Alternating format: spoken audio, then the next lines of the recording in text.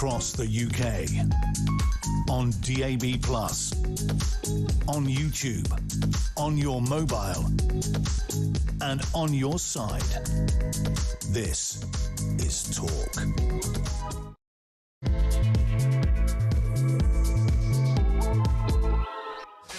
There you are, good afternoon and welcome to Drive Time right here on Talk. I'm Kevin O'Sullivan and I'll be your host for 3 compelling hours of news, views and topical debate all the way to 7 o'clock. Get on the show, get on the phone and call me on 0344 499 1000, or you can WhatsApp voice note me on the same number and I promise to play your message out. It is Wednesday, July the 29th. Here's what's coming up. Con man Andy finds a way to break Labour's promise and raise taxes by calling his outrageous 1.8% hike on all our incomes a levy to fund his deeply dull social care project. This guy ignores what people want, you know, stopping the boats, a stable economy, slashing the grotesque £350 billion a year welfare bill and so much more. He ignores what we want and he does what he wants, handing nearly £100 a week to parents on benefits if their kids become apprentices, as in yet another incentive not to work. Then, here this morning, boring Burnham delivered an impossibly tedious, rambling speech about his dream of a high-price, huge new social care system, Labour's idea of how to cure the ills of the hideously expensive NHS, create a hideously expensive social care bureaucracy. Thanks, Andy, but no thanks. 0344 499 1000. In other news, exactly 2 years on from the Southport horror, what have we learned? Yes, it's the 2-year anniversary of that dark day when Axel Rudakabana rampaged through that dance hall and slaughtered 3 little girls. What have we learned since then? The police, not much, it would seem, as they continue to spread misinformation the moment they fear a crime is terrorism or politically motivated. Oh, no, it wasn't, they lie like demented pantomime stars. Oh, no, it wasn't. Anne Widdecombe, clearly a political act of terrorism. The police, no, it looks like a burglary went wrong. Could have been a domestic accident. Deliberately lying, not only to the public, but also to Keir Starmer, who was then the Prime Minister. Prime Minister Keir Starmer telling all of us, no, it looks like it's a burglary gone wrong. Because the Devon and Cornwall police lied to him. Why? Why do they do this? A caring nation's gift to the grieving families of the murdered little girls, giving that animal, Rudakabana, exactly what he wanted, moving him from a hardcore prison to a comparatively cushy, secure psychiatric hospital. Isn't that special? Why not just lock him in a cell and throw away the key?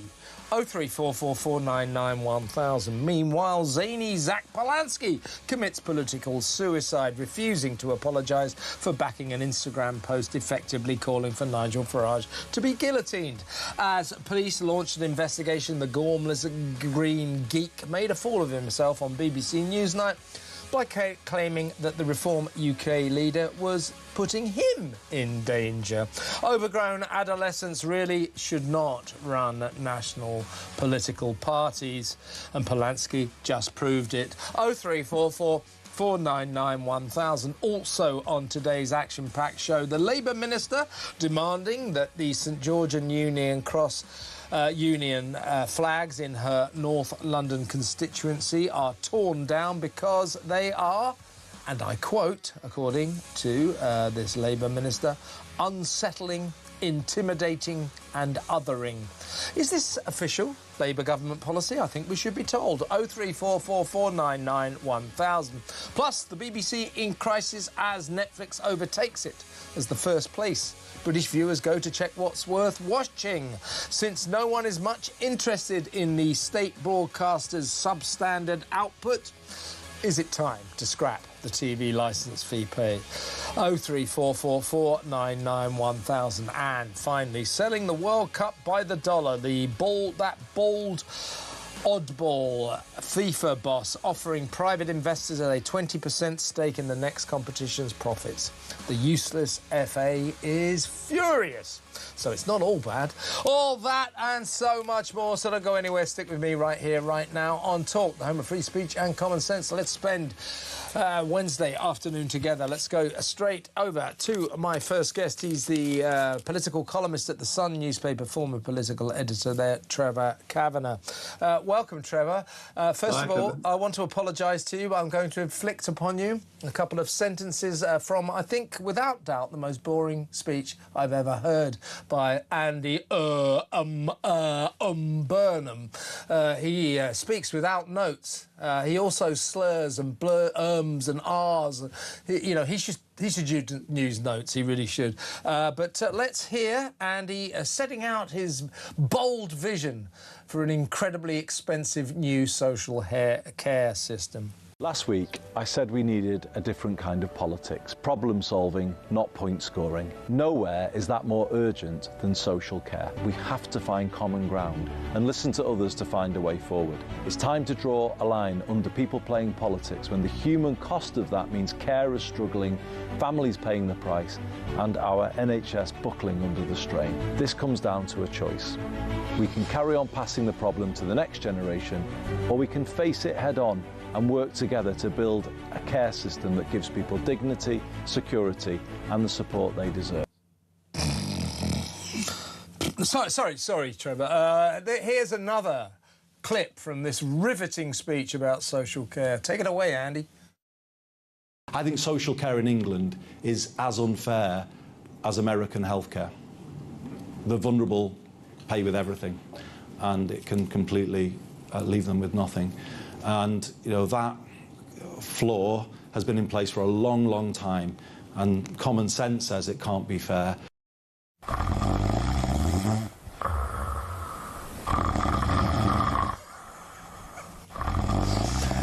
So, Trevor, I'm probably being a little unkind. I'm sure social care is very important. I'm going to put out a question to all of my audience, my fantastic audience.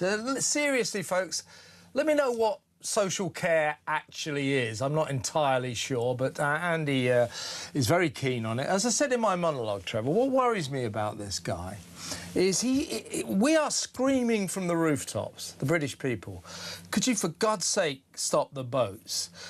Can you do something about the £350 billion grotesque welfare bill?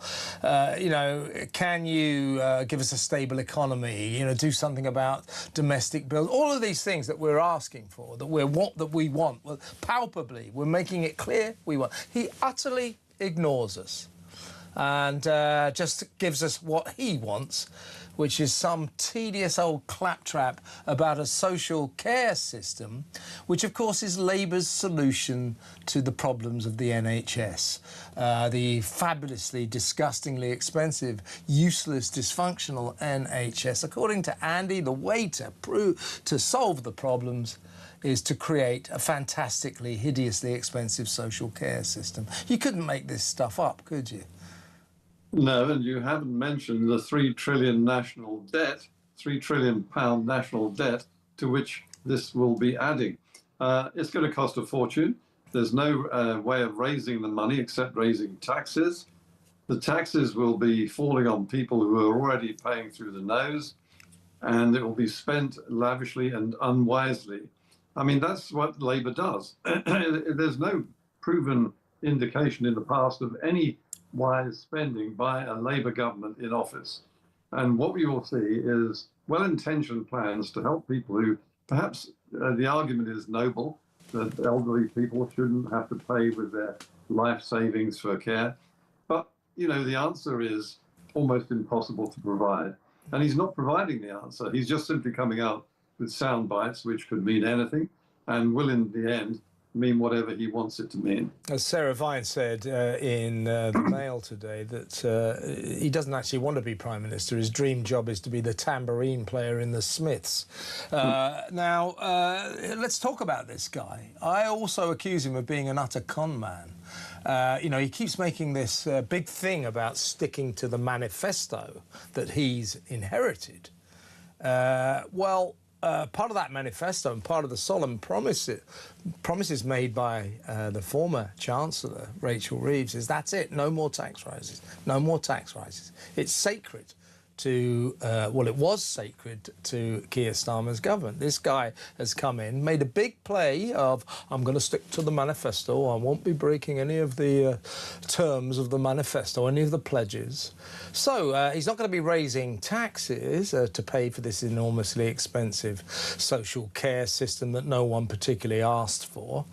He's going to charge us a 1.8% levy on all of our incomes. That's a tax. So his way of breaking the promise not to raise taxes is to give raising taxes a new name, a levy. He's a con man. I agree, and 1.8% is nearly 2p in the pound, and that's a big tax rise. That's what used to be the amount we paid for national insurance contributions. It's now risen substantially, and so will this, because there won't be enough money raised by 2p in the pound in income tax increases. It's a hugely expensive and open-ended cost. There's no limit to the amount of money that the Jobsworth and the bureaucrats can invent, the excuses they can make for spending this money, extra nursing, extra care at home. They will invent reasons why people who weren't on these sort of care in the community type provisions need it now, just as they're doing with welfare, which is encompassing all sorts of spurious and mental health claims, ADHD, which I'm sorry, I just don't believe actually exists. And, you know, we are actually signing a blank check for this if he goes ahead with it. And it isn't in the manifesto. There's nothing in the manifesto about a 2p in the pound tax rise for social care. Yeah, there's nothing about this massive new social care system. I don't want to be too cynical about social care. I'm not entirely sure exactly what it is. Apparently it can encompass young people as well as old. I don't know. But, I don't want to be too down on it. I'm sure it's important. But this is not anywhere near the top of the priority list for long-suffering British citizens.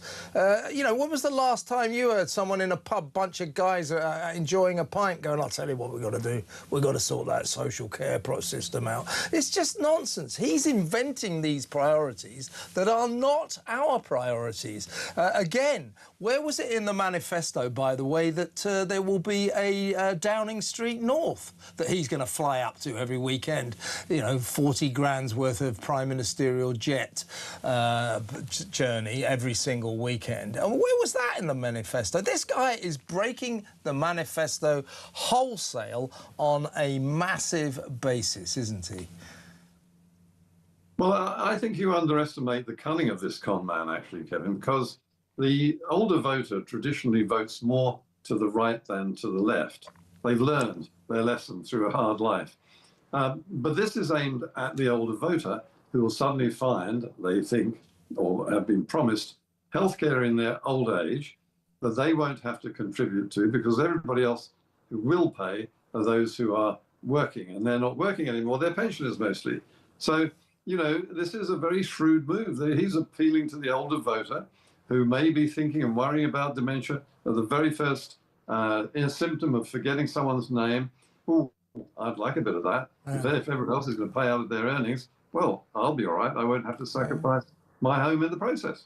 As you also said, Trevor, you know, 1.8%. I mean, calling it a levy, come on. We weren't born yesterday. That's a tax rise.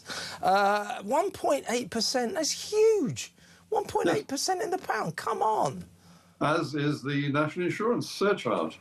I mean, national insurance was never labelled a tax until it became obvious that it was, and now they can't escape from the fact that it is levied in exactly the same way as an income tax, and it's counted now as part of the income tax. And that's what's going to be the case, and this is going to be the only one, Kevin, 1.8%, or round it up to 2%, and it's only the beginning. We're going to see all sorts of surcharges and levies coming in that those with the broadest shoulders will be expected to pay. Let's move on to our new Foreign Secretary, Ed Miliband. He is turbocharging Keir Starmer's work to get us ever closer to the EU that we voted to leave. He's travelled to Paris for his first European tour, meeting his French counterpart. They are talking about resetting UK-EU ties. He's going to go to Spain afterwards, same agenda. So this guy, Miliband, we worried about Starmer's project to effectively get us back into the EU that we voted to leave. This guy, Miliband, is going to put that project on steroids. We are in the grip of a bunch of extreme left-wing socialists following their own agenda that nobody asked for. Nobody asked for any of this. It's not in the agenda. It's not in the manifesto. We've been hijacked, haven't we? We have. I'm afraid that Ed Miliband is one of the archetypal egomaniacal eco-freaks. He is power-hungry. He is obsessed with an agenda which is purely his own, and anything that gets in the way is demolished. And look, if the Labour government and the Labour Party wins the next election, it will do so on a manifesto claiming that it wants to go back into the European Union completely, not just as an accomplice to their actions, but as a fully fledged member at huge cost to this country. And I think, actually, that will be the death knell of any government which purports to be Labour or any other flavour, trying to get us back into the European Union, which I think everybody in this country sees as a busted flush. We've got some trouble with the line, Trevor, but you came back there, so I can ask you a last point. You'll never guess what. You'll be shocked to hear this, but those Labour backbenchers, those left-wing Labour backbenchers who made Keir Starmer's life hell, particularly with the welfare bill, budget which they refuse to have touched in any way, despite the fact it costs us a grotesque £350 billion a year and rising, they have warned Andy Burnham that if he makes any what they call punitive cuts, they will rebel. I think what they mean by punitive cuts is any cuts at all.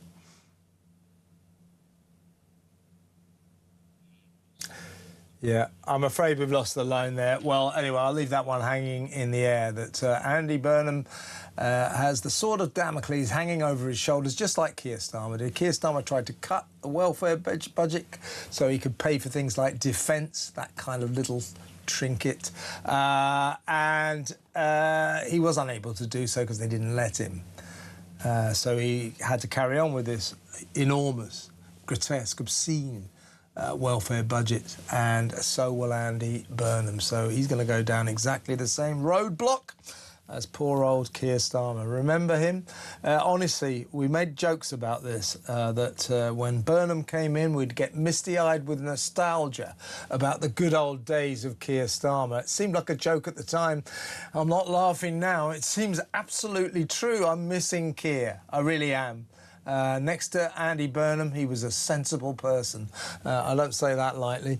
Let's go to break, and next up we're going to mark the exact 2-year anniversary of the day I would contend the nation changed. It was the day of the Southport horror, when that animal, Axel Rudakavana, burst into a dance hall. Little kids dancing to Taylor Swift music, murdered 3 of them, maimed many others. It's the 2-year anniversary of the day that happened. There's a big inquiry going on, public inquiry. Have we learnt much? Have we learnt anything? I don't think so. We'll talk to former Met Police Detective Mike Neville about that next. Stay tuned.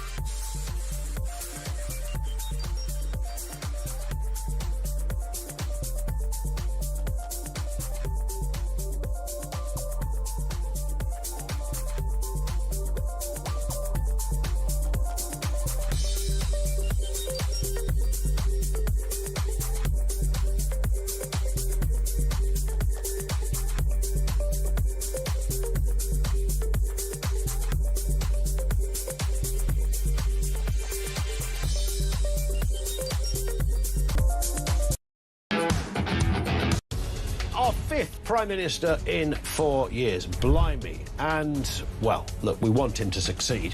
But will this one be any different? Andy Burnham, the new head honcho. 1 minute he was Mayor of Greater Manchester. What, a month and a bit ago, he wasn't even an MP. The next, he's holding keys to number 10. You know what? I'm trying so hard not to be cynical about it all, but I'm trying to keep, not hope. I'm sick of hearing about hope already. He's only been in government for 5 minutes, but I want them to succeed because I want Britain to succeed.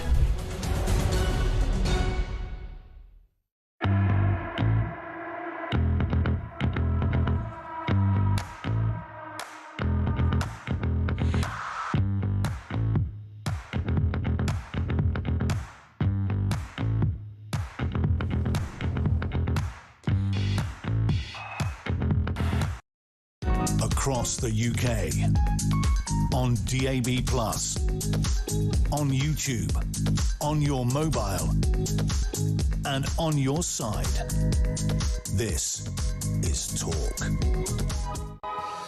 Welcome back. As I said before the break there, it is the exact 2-year anniversary of that dark day when Axel Rudikabana burst into a dance floor where little kids were gyrating to the music of Taylor Swift, killed 3 of them and maimed others. An inquiry was set up because so many mistakes were made by the authorities, particularly concerning the parents of Axel Rudikabana, who clearly did little to prevent their kid, their son, turning into an utter monster. Well, let's talk about what we may or may not have learned in the subsequent 2 years to former Met Police Detective Mike Neville. Mike, now let's rewind. Let's remember that dark day now and the days that followed that murder, those murders. You remember, you had the police, you had the government, politicians all announcing, oh, he's a choir boy, he's a Cardiff lad, the family moved north. And then we learned that his family were from Rwanda, so he was the son of migrants. So it wasn't quite that. He wasn't really a choir boy at all. And when the cops on day one found at his house enough ricin poison to kill thousands of people and an Al-Qaeda training manual, it became clear that this guy was motivated by terrorism, by Islamic terrorism. We're still not allowed to say that. Oh, no, no, no. But the police spread all this information about a 12-year-old choir boy and mystery motive, don't know why it happened. They knew full well his house was full of ricin and he had Al-Qaeda training books. So what have the police learned in 2 years? Well, if we rewind a couple of weeks and remember that horror, the murder of Anne Widdecombe, we know that from a very early stage, the police knew that, A, it was murder, that she had been struck over the head 21 times with a hammer, and also they swiftly learned that allegedly the suspect had a house full of communist literature. The police knew all that and told us, we think it might have been a burglary that went wrong. Could have been a domestic accident, maybe she fell over. They'd seen the security film footage of what happened. They even told the Prime Minister that. It looks like a burglary gone wrong. Poor old Keir Starmer telling the nation, oh, no, don't get worked up, it's not terrorism, it's a burglary that went wrong. I know this, the Devon and Cornwall police told me. So in other words, police forces, in terms of spreading misinformation about suspects in 2 years, have learned nothing. Yes, I've got to agree with you there, Kevin. But some police forces have. We are now getting more information, and they actually.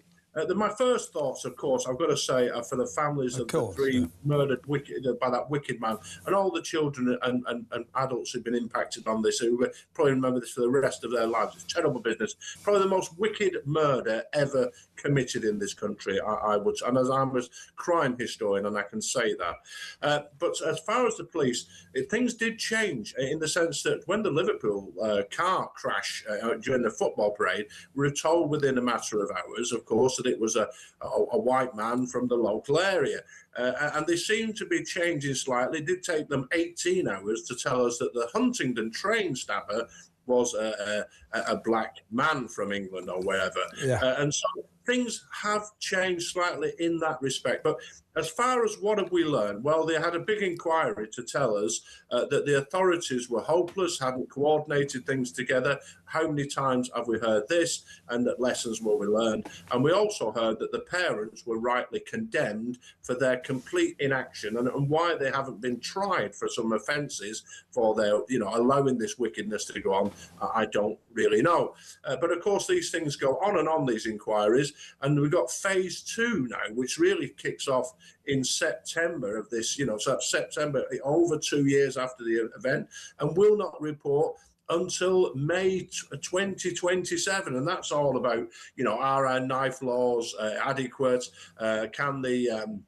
So I can tell them, knife, well, you can get a knife anywhere. I can go into my kitchen and get some deadly, horrible knives. So what are you going to do about knives? You can't do very much about it. They're going to look into the authorities again. Well, we know they're not coordinated and they probably never will be. And so I don't know where this inquiry is going to take us. And the sad thing is, Kevin, you can only see this will happen again. And my final point is, of course, that we were told, of course, Rwanda's a Christian country, but Rudy Kabana, of course, has been seen as imam before he managed to get a move into the rather cushy Broadmoor Hospital. Yeah, that's my other point to you, Mike. It's this. What have we done to reward those poor parents of the murdered kids, those 3 little girls? And indeed the parents of the other little girls who were hurt and seriously injured there, plus adults there were attacked. It was a frenzied attack by an absolute lunatic with a knife. It was horrific. So how have we rewarded those grieving parents? What we've done is we've given Rudy Kabana exactly what he wanted. Instead of a pretty tough life down at Belmarsh, Category A secure prison, where he would have spent most of his time in solitary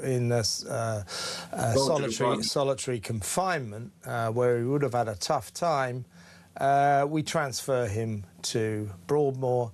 A relatively cushy sentence lies ahead for that guy. The parents are utterly furious, totally betrayed, they feel, by a nation that isn't prepared to punish this little animal properly. What are we thinking?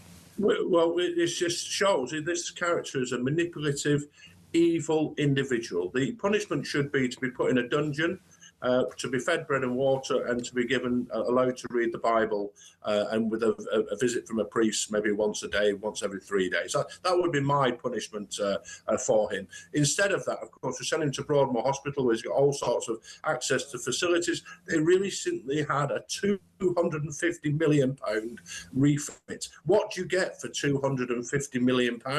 It's quite incredible. I was saying before in another programme that, you remember One Flew Over the Cuckoo's Nest? This was that film, of course, about a criminal who manipulates the system so he can get put in hospital rather than serve his prison sentence. We can only hope it's like that, though, because in that he thinks he's had a good result by going there, and then he's informed, well, your sentence is now indeterminate. So Rudy Kabana could, if he's going to keep him in Broadmoor, well, your 52 years is done, but you're still insane, so you can't be released. So hopefully the whole wicked plan of his will backfire.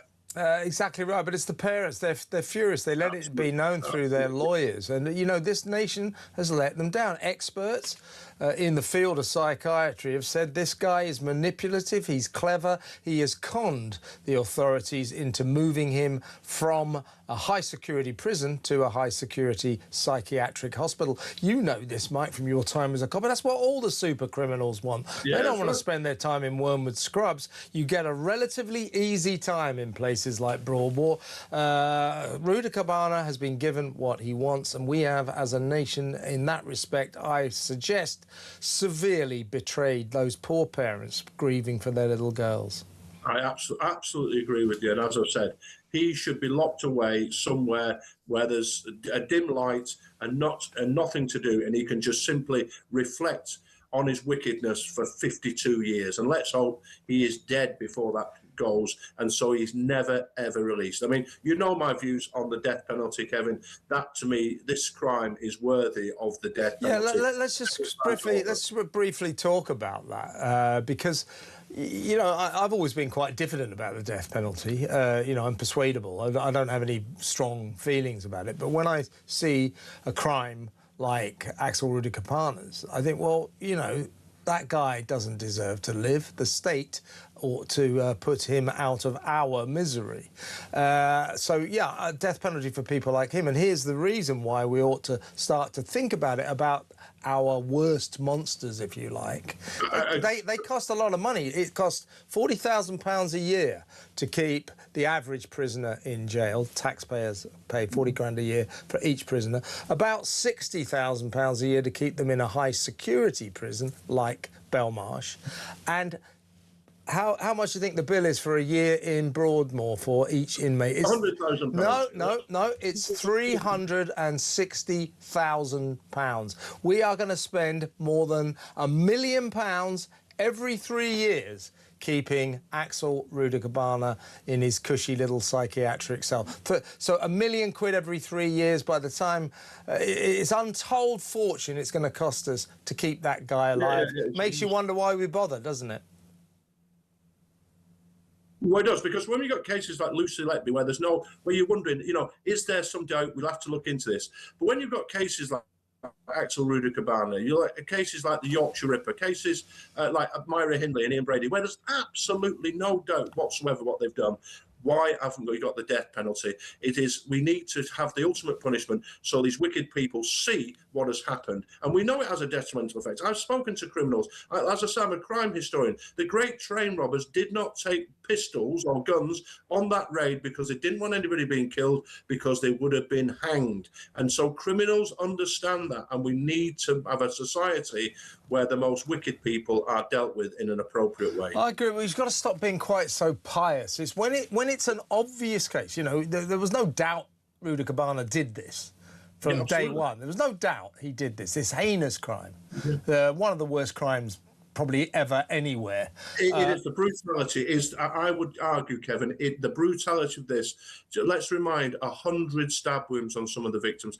It's one of the most brutal crimes ever. Yeah, and so why are we so pious? Well, we can't put him to death. We don't do that in this country. Well, I think we ought to start thinking about that. I really do. 360 grand a year it's going to cost us so that he can spend the rest of his sentence in relative comfort. Those poor parents. What is happening in this country, Mike? Honestly. Good to have you on the show, though, as always. The brilliant Mike Neville, their former Met Police detective. Let me know, well, you know, it's an old question, but why are we spending 360 grand a year to keep Axel Rudikapana alive in relatively comfortable conditions in Broadmoor? Why are we doing that? Don't you think it might be, well, it'd certainly be cheaper to put him out of our misery, wouldn't it? The death penalty. What do you think? 0344 499 1000. Now, next up, we've got another one of these cases of politicians. This is a Labour minister demanding that unsettling Union flags and St George Cross flags be ripped down in her North London constituency. I want to find out. This is a Labour minister. We'll tell you who it is in a minute, but I want to find out if this is official Labour government policy. She's a member of the Labour government, and she wants these othering flags, the Union flags and George's Cross flag, to be torn down in her constituency. They're unsettling. No, they're not. We'll talk about that next. Stay tuned.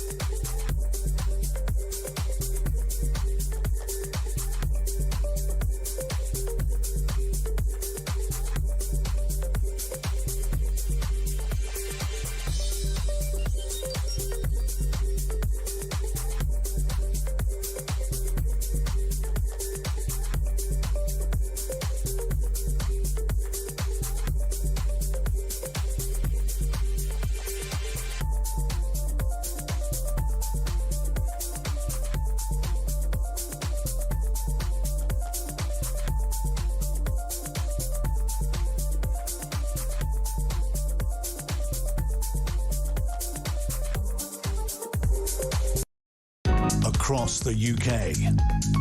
On DAB+, on YouTube, on your mobile, and on your side. This is Talk. Welcome back. Let's talk about flags, shall we? This is another left-wing politician who seems to find our national flags, if you're in England, the St George's Cross, and the Union Jack flag.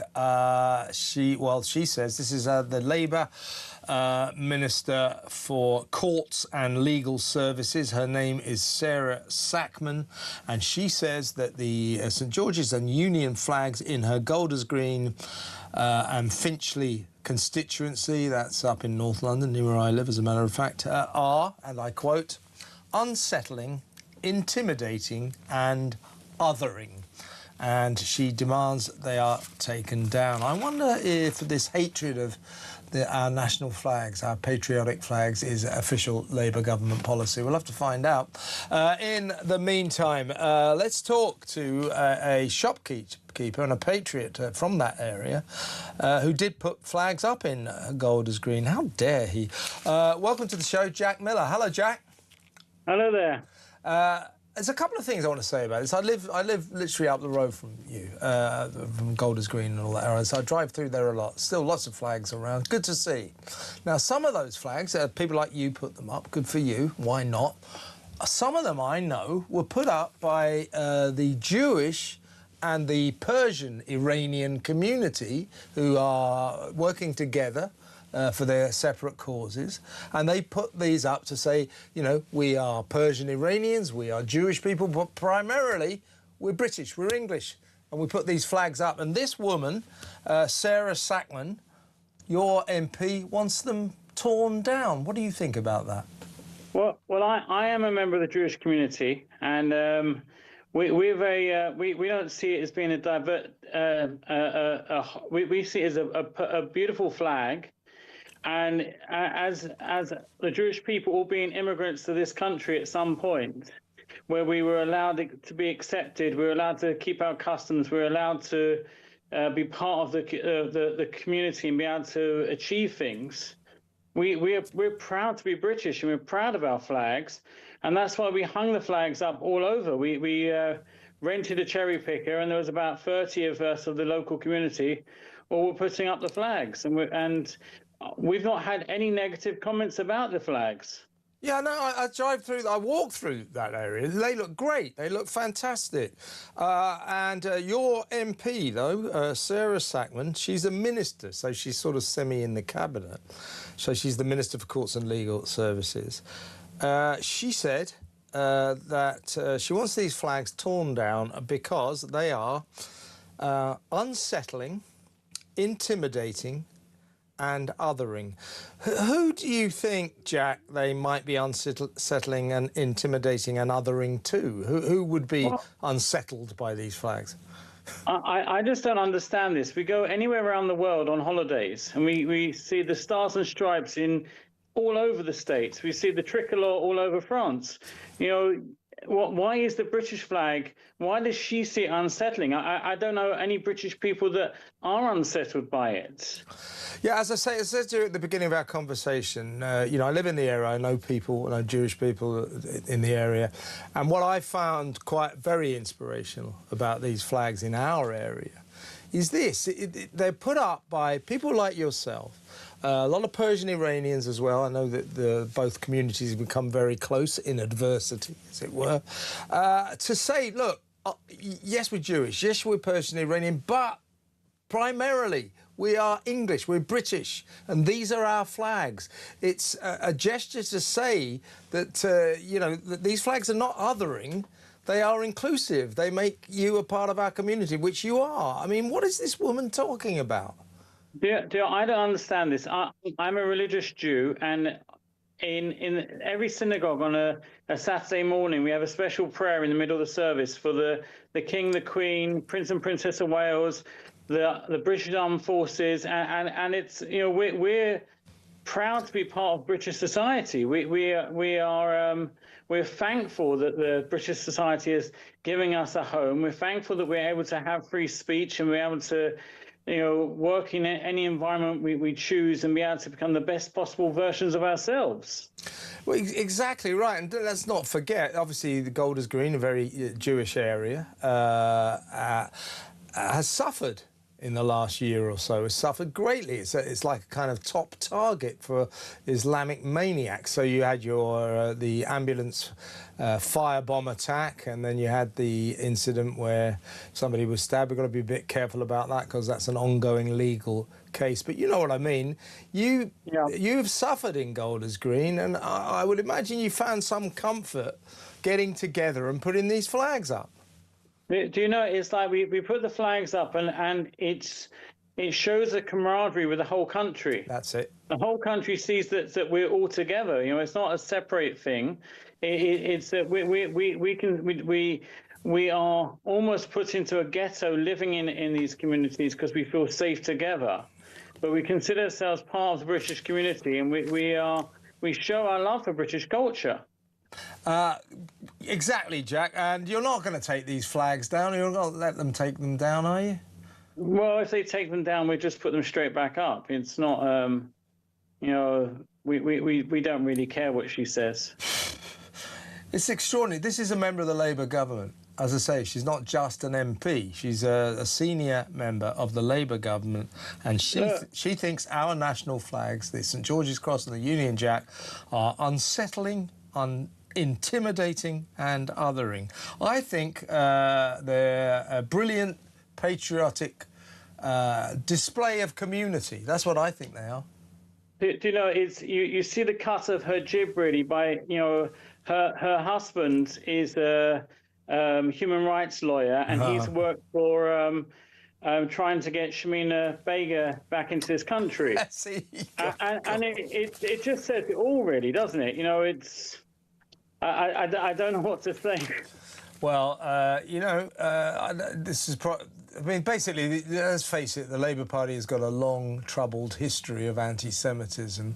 And I don't think when someone like yourself, when the Jewish community gets together and put up flags and the local MP says they're intimidating, unsettling and othering, I don't think that is what you're looking for. I really don't. Don't waste our taxpayers' money taking down flags. Sort out crime or sort out potholes or try and sort out the hate that's on our streets. Exactly right, Jack. Well, don't let them take the flags down. If they do, put them back up. I'll come down and help you. I only live up the road. Great to talk to you, Jack. Take care. Jack Miller, shopkeeper and patriot, part of the Jewish community you just heard, who put those flags up in Golders Green. If you go through, I go through all the time. It's really inspirational, all as far as the eye can see. Sarah Sackman, the local MP, doesn't like it. What is it in these people that makes them despise the sight of our national flags? It's exclusive to England. Only the English hate their own flag. At least millions of us don't, but you know the type of people we're talking about. They hate our St George's Cross. They hate the Union Jack. Why is that? Let me know what you think. 03444 99 1000. Next up, Matthew Syed, brilliant columnist at the Times and the Sunday Times, will join us, and we are going to talk about what I would suggest might have been last night an act of political suicide by that gormless green geek Zack Polanski, refusing to apologise for a post on Instagram that effectively suggested that Nigel Farage, Reform UK leader, should be guillotined to death. He's reported that to the police. Zack Polanski was asked on Newsnight, would you apologise for that? For some reason he won't. I'm not sure how much longer this guy can survive leading a major British political party. We'll talk to Matthew next. Stay tuned.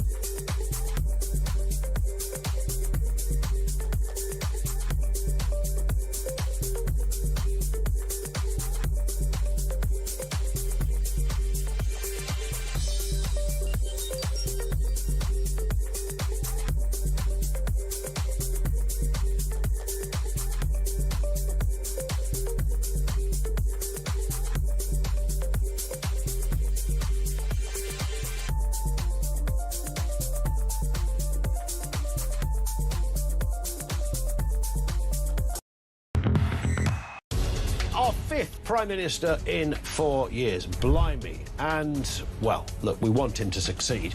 But will this one be any different? Andy Burnham, the new head honcho. 1 minute he was Mayor of Greater Manchester. What, a month and a bit ago, he wasn't even an MP. The next, he's holding keys to number 10. You know what? I'm trying so hard not to be cynical about it all, but I'm trying to keep, not hope. I'm sick of hearing about hope already. He's only been in government for 5 minutes, but I want them to succeed because I want Britain to succeed.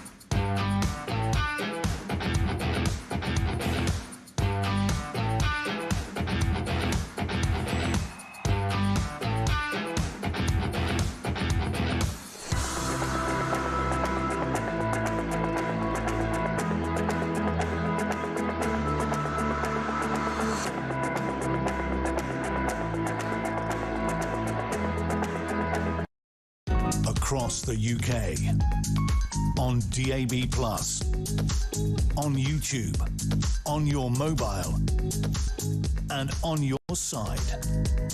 This is Talk.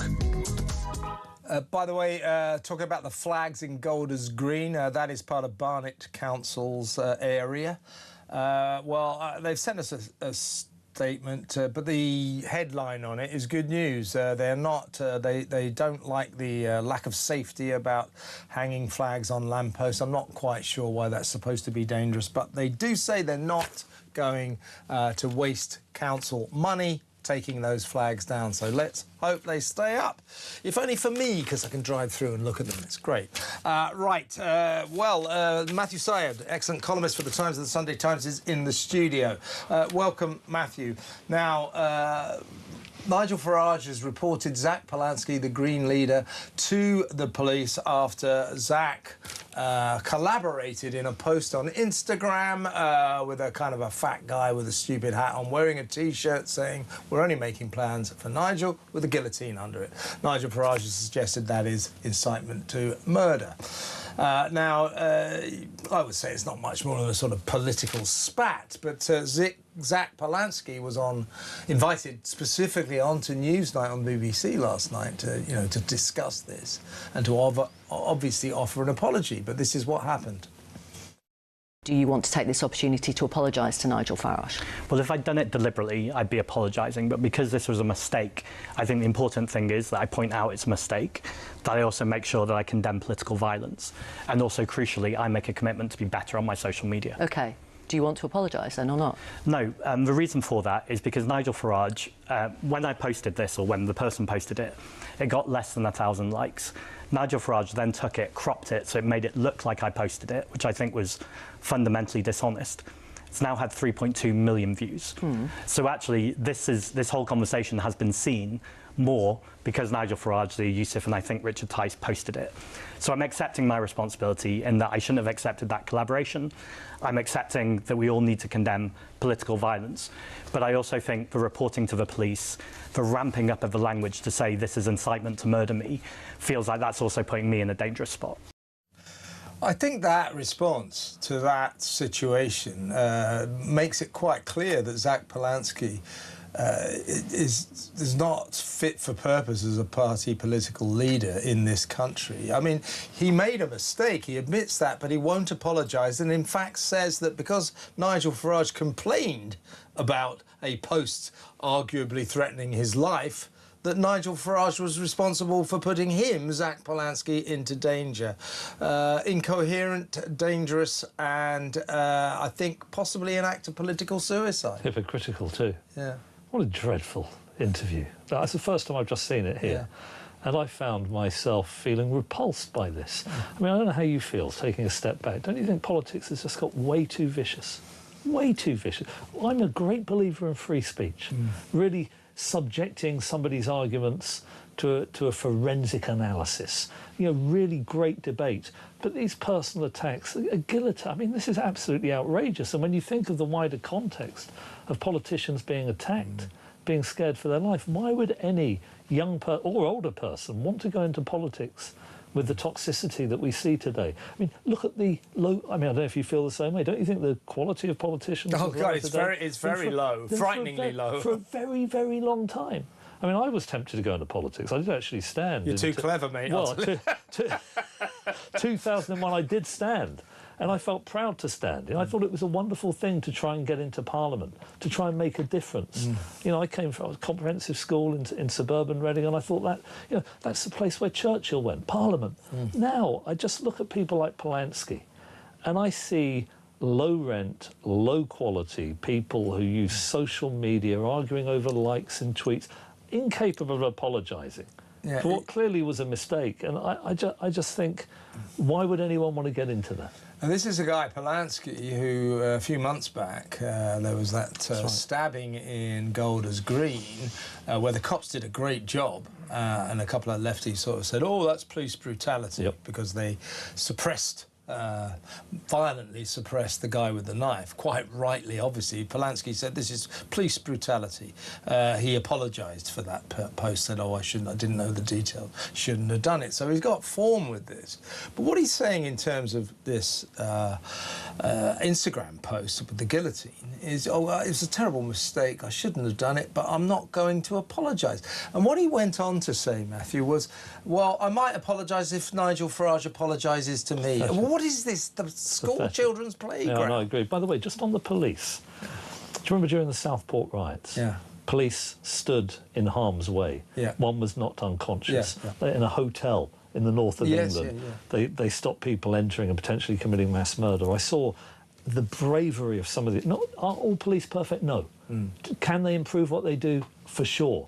But when you have the left saying they're institutionally racist against black people, have you noticed that? And then the right saying they're institutionally racist against white people, what I think is, how does it feel to be an ordinary police officer between these two sides of a culture war? And by the way, just on... have to say this, during the Southport riots, Farage started criticising ordinary police officers who were doing their job. Jacob Rees-Mogg came out and started criticising the police. You know, many of these people are heroes who put themselves in harm's way. So I agree with you that Polanski's comments on the police were outrageous, but I have always felt that the bulk of police, not all of them, the bulk of police officers do a good... I know I'm moving away from the story here, but you did mention, you know, I just think that we need to take some of the temperature out of this. Stop weaponising the police. Stop weaponising social media. Argue on the point. Play the ball rather than the man or woman. I think our problem with the police is not the brave officers on the front line. I mean, I think we have thousands of well-meaning coppers who just want to get on with the job and catch the bad guys. The trouble is their bosses too often are kind of woke maniacs who seem to think that the main role of the police is to dance the Macarena and community relations. I think there's some truth in that. And I think there have been police officers who have felt betrayed by senior officers. There are pockets of anti-black racism in the police too. We always need to get on top of that.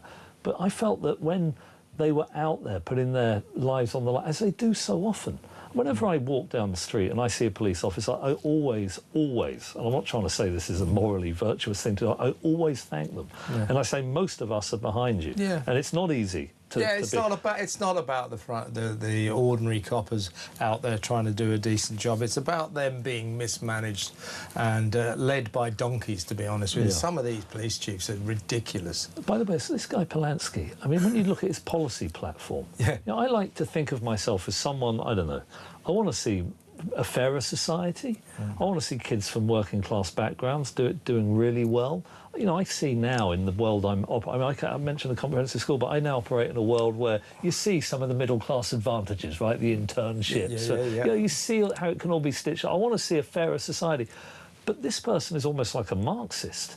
And it worries me that he's getting a decent amount of support. And you mentioned that interview on Newsnight could be career suicide. I haven't looked at the fallout yet, but if it is, I think that's probably a positive. Yeah, well, he was already on a downward curve. I mean, some of his, you know, his policies obviously appeal to a certain kind of lunatic, but, you know, like free heroin and crack and things like that. But despite that, his hypocrisy and his mistakes had put him on a downward curve. And I think last night we might have seen at least the beginning of the end of the Polanski story. And the other thing that I get a lot is a lot of them, it's all about how to redistribute wealth. Nothing like enough on how to create it, how to leverage AI to drive economic growth in this country, how to get industrial electricity prices down so entrepreneurs can do a great job. You know, if you expand the pie, you've got more money for defence, you've got more money for all the things you care about. But if you constantly focus on who can we take money from and give it to, you're never going to... This is why America is by no means a perfect society. But 40 years ago, it had 25% of global GDP. It still has 25% today. Because it's still got that dynamism, that sense of positivity about the future. Well, it's that America is devoted to the power of the individual. Britain, I'm afraid, is devoted to the power of the state, the power of the increasingly dysfunctional state, and therein lies our problem. Matthew, fantastic to have you in the studio, as always. Come in again soon. That's Matthew Syed, columnist for The Times and The Sunday Times. And next up, after the news, Leon Emirani, former Conservative advisor, will join us to go through some of the big stories of the day. Lots to talk about, social care and other things. All of that in a minute. Stay where you are.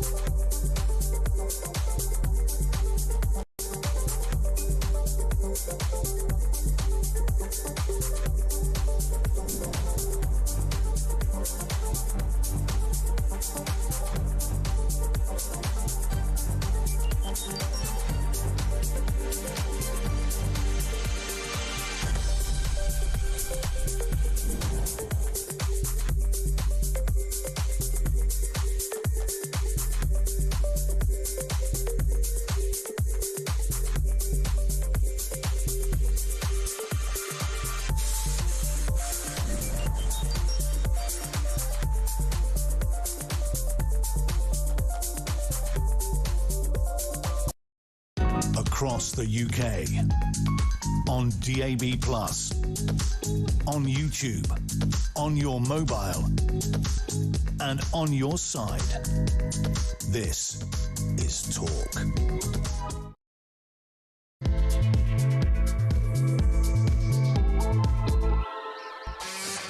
Welcome back. In about 20-25 minutes, we'll be joined by our royal guru, Kinsey Schofield, and we need to discuss Harry's latest courtroom drama. His lawyers are in the High Court right now. Could be 2 days while they thrash out who's going to pay the costs of that £50 million case that Harry and his showbiz mates like Elton John and Liz Hurley launched against the Daily Mail, accusing the Mail of phone hacking, illegal information gathering. 97 allegations, every single one of them thrown out of court because there wasn't a shred of evidence. So the Daily Mail's already demanded 10 million quid, and it wants a lot more than that. This is going to hit Andy and Elton hard in the pocket. We'll discuss that in a little while.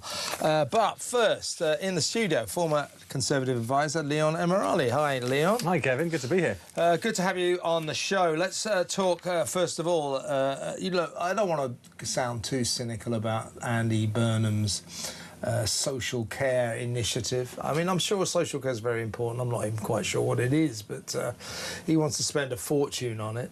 And, well, I'm going to give you a couple of clips, if you don't mind. This is part of Andy Burnham's 4.5-hour speech this morning about social care. I'm not kidding you. It wasn't 4.5 hours, but I think it was more than an hour. It went on and on and on. It was so deeply, disastrously dull. One of the most boring speeches I've ever heard. I just said to Leon, I'm afraid Andy Burnham makes old Keir Starmer look like Winston Churchill when it comes to oratory. Well, here is a little... I'll play you a couple of clips from Andy's speech. Here's the first bit. I think social care in England is as unfair as American healthcare. The vulnerable pay with everything, and it can completely leave them with nothing. And, you know, that flaw has been in place for a long, long time, and common sense says it can't be fair. Here's another clip. I know you're excited. You get prepared to get even more excited. Edge of my seat. Before we talk about tax rises, you first have to look the public in the eye and say, are we doing everything we can do from within what we've got? And I don't think we can say that, because we've taken a different approach to funding local government than we have to the NHS. But the effect of that has been just to pile pressure on the NHS, and we haven't got the incentives right between the two. I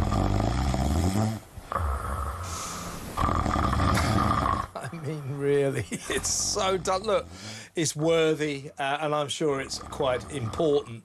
But I was saying earlier in the show, what concerns me about this guy, Burnham, is he ignores the palpable wants and needs of the British people, what we're crying out for.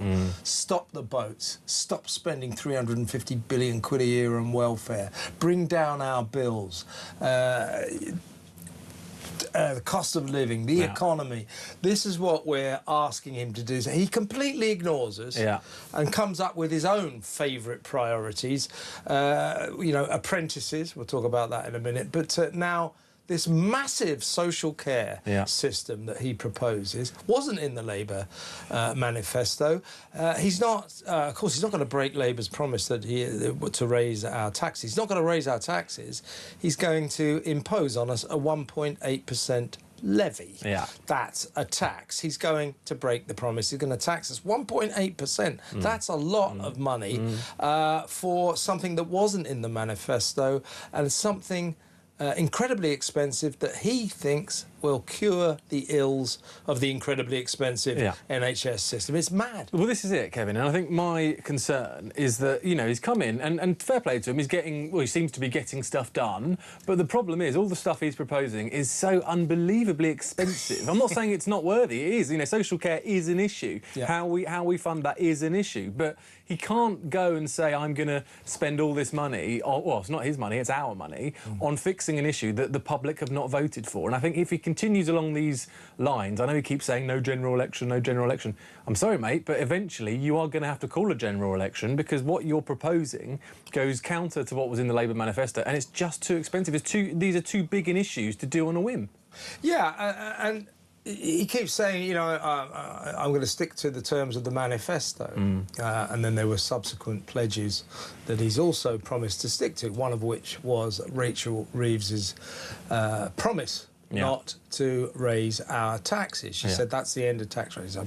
And he said, I'll stick to that. So his method of breaking that promise is to come up with a new name for raising our taxes. He's going to impose a 1.8% levy. This is a con job. 100%. It's sneaky. It's sneaky. And I think, you know, we are not idiots, the British public. We can see when politicians are trying to pull the wool over our eyes, and that's exactly what Burnham's trying to do here with these sort of backdoor taxes or whatever it might be. And I've got a suggestion, Andy, for how you can fund this stuff. Cut the amount of money that we are spending as a state. And I know we'll come on to chatting about welfare in a minute, but cut the billions and billions that are wasted as a state, and then maybe we don't need to raise taxes because we can find efficiencies within government. He's made no noises or inclination that he wants to do that. It's just the same old Labour, which is we'll tax you and we'll pay for it that way, which isn't sustainable. I sort of painted this picture earlier. Imagine the scenes you will never see in pubs, a bunch of guys drinking beer, maybe talking about football, but straying into the area of football. I'll tell you what we've got to do about it. I'll tell you what worries me. Is social care. You never hear that. And here's another thing you'll never hear. Oh, look, I'll get you another drink, but we need more mayors. We need more devolution. Devolution is statistically, this is a fact, the issue that concerns British people the least. It concerns our out-of-touch Prime Minister the most. You know, he's going to spend a fortune on this number 10 North nonsense. I know. Nobody asked for this. Nobody asked for a massively expensive new social care system. Nobody asked for super devolution, and yet he's imposing it on us. No, I know. And I think, actually, he's made a big mistake because it might not sound plausible, but Labour have made some progress on immigration under Starmer's last government. You know, the numbers are coming down, so there's a path to continue on that. I've not heard I've not heard Andy Burnham mention that he's going to continue along that path or what plans he's got to reduce immigration whatsoever. I've heard very little coming from him other than a measly cut on VAT on energy bills as to what he's going to do to help the cost of living and the extortionate cost of everything in this country. So we're not hearing from him on these big issues. I mean, and this is something That's what I'm saying, Leon, that he has this habit of, you know, we're going, you know, a nation, you know, begs, you know, can you stop the boats? Can you do something about the welfare bill? You know, he just goes, boom, not listening, social care, devolution. You know, it's like, no, we're not interested in that. Can you stop the boats? And he's only talking to half the country. This is the other thing I can't get my head around. Everything he does is tinted with a nod towards the north. And there is another entire country out there, the south, which actually is, you know, a relatively important part of the country, because that's where most of the money comes from. And he's not doing anything to support the south. It's all about the north. It's all about these rebrands, and you know, he can get some good social media videos out of it. I've no doubt about that. That isn't what we expect from a Prime Minister during these times. We are not in the cosy, comfortable times of yesteryear. These are tough, difficult times with big decisions that politicians have to make, and I'm not sure Burnham, in the early stages, is up to the job in that way. I really don't think he is. I think we've got serious problems with this guy. He's one of these politicians that deflects away from the difficult issues to smile and grin at you and talk about the issues that he thinks makes him look good. Now, we're going to be covering the migrant crisis story in a little while, but it's looking more and more as if these improved figures in terms of the reduction of number of migrants coming across the channel has all been down to the weather. It's been incredibly windy all year. It's now calm as a mill pond. They think that probably more than 500 have come across today. Yesterday, only about 27, but since he's been in power, it is now considerably. It's probably around about 1,500 migrants that come across the channel. So he's going to hit real problems there, but I think his technique is, well, don't talk about that, because that won't make me look very good. It's a kind of...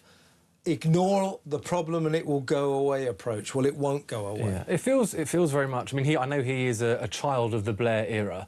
That's where he sort of cut his political teeth, and it feels very much like a return to that, where it's all about presentation, it is all about optics. And look, you know, that's a big part of the job. It's part of what I do as a job.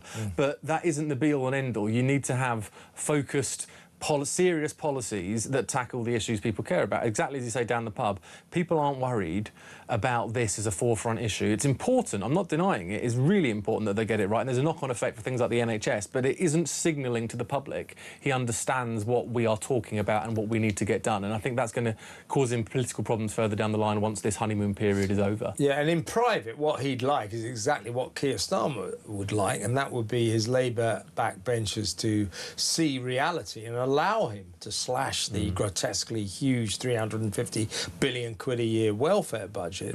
But, you know, Starmer found out that the Labour backbenchers won't stomach that. And today, Leon, the backbenchers have warned Andy Burnham that if he puts in any punitive cuts to the welfare bill, they will rebel. What they mean by that, they don't mean punitive cuts, they mean any cuts. So he is on warning from his backbenchers that if you try and cut that grotesque, dysfunctional welfare budget, we will rebel. We will stop you getting anything through Parliament, just like we did with Keir. So he's got problems. He's got real problems, and I think this is one of the issues with the Labour Party in general, which is they come out. You know, Starmer, to his credit, came out. He's not Jeremy Corbyn. He portrayed himself as a sensible chap, and I've no doubt to believe that he's anything but that. However, he's still reliant on his Labour MPs, of which many of them are to the left of most left-wing people. You know, they are towards the left of the public, and therefore they are going to cause problems for any Prime Minister, any leader that comes in and says they're going to do something that runs counter to what they would see as traditional Labour values. I don't necessarily agree that is a traditional Labour value. What they need to be doing is getting people who are on welfare back into work, and there's been a little bit of talk about that. I want to see a lot more talk around that. But there's an easy way to save money. I mean, that is an easy way to save money, isn't it? 350 billion quid, even if you only saved a couple of percentage points. They won't let you know. Well, there you go. And that's the problem with the Labour Party. You know, whenever the Labour Party are in, they are always held hostage by their left-wing MPs, and it's not good for the country. Yeah, same old story, isn't it? Do you remember Liz Kendall when she was working pensions? She was charged with, at first, finding £15 billion worth of cuts. The Labour backbencher said, oh, 15, you must be joking. So she opted for a far more, less risky 5 billion quid. They said no to that.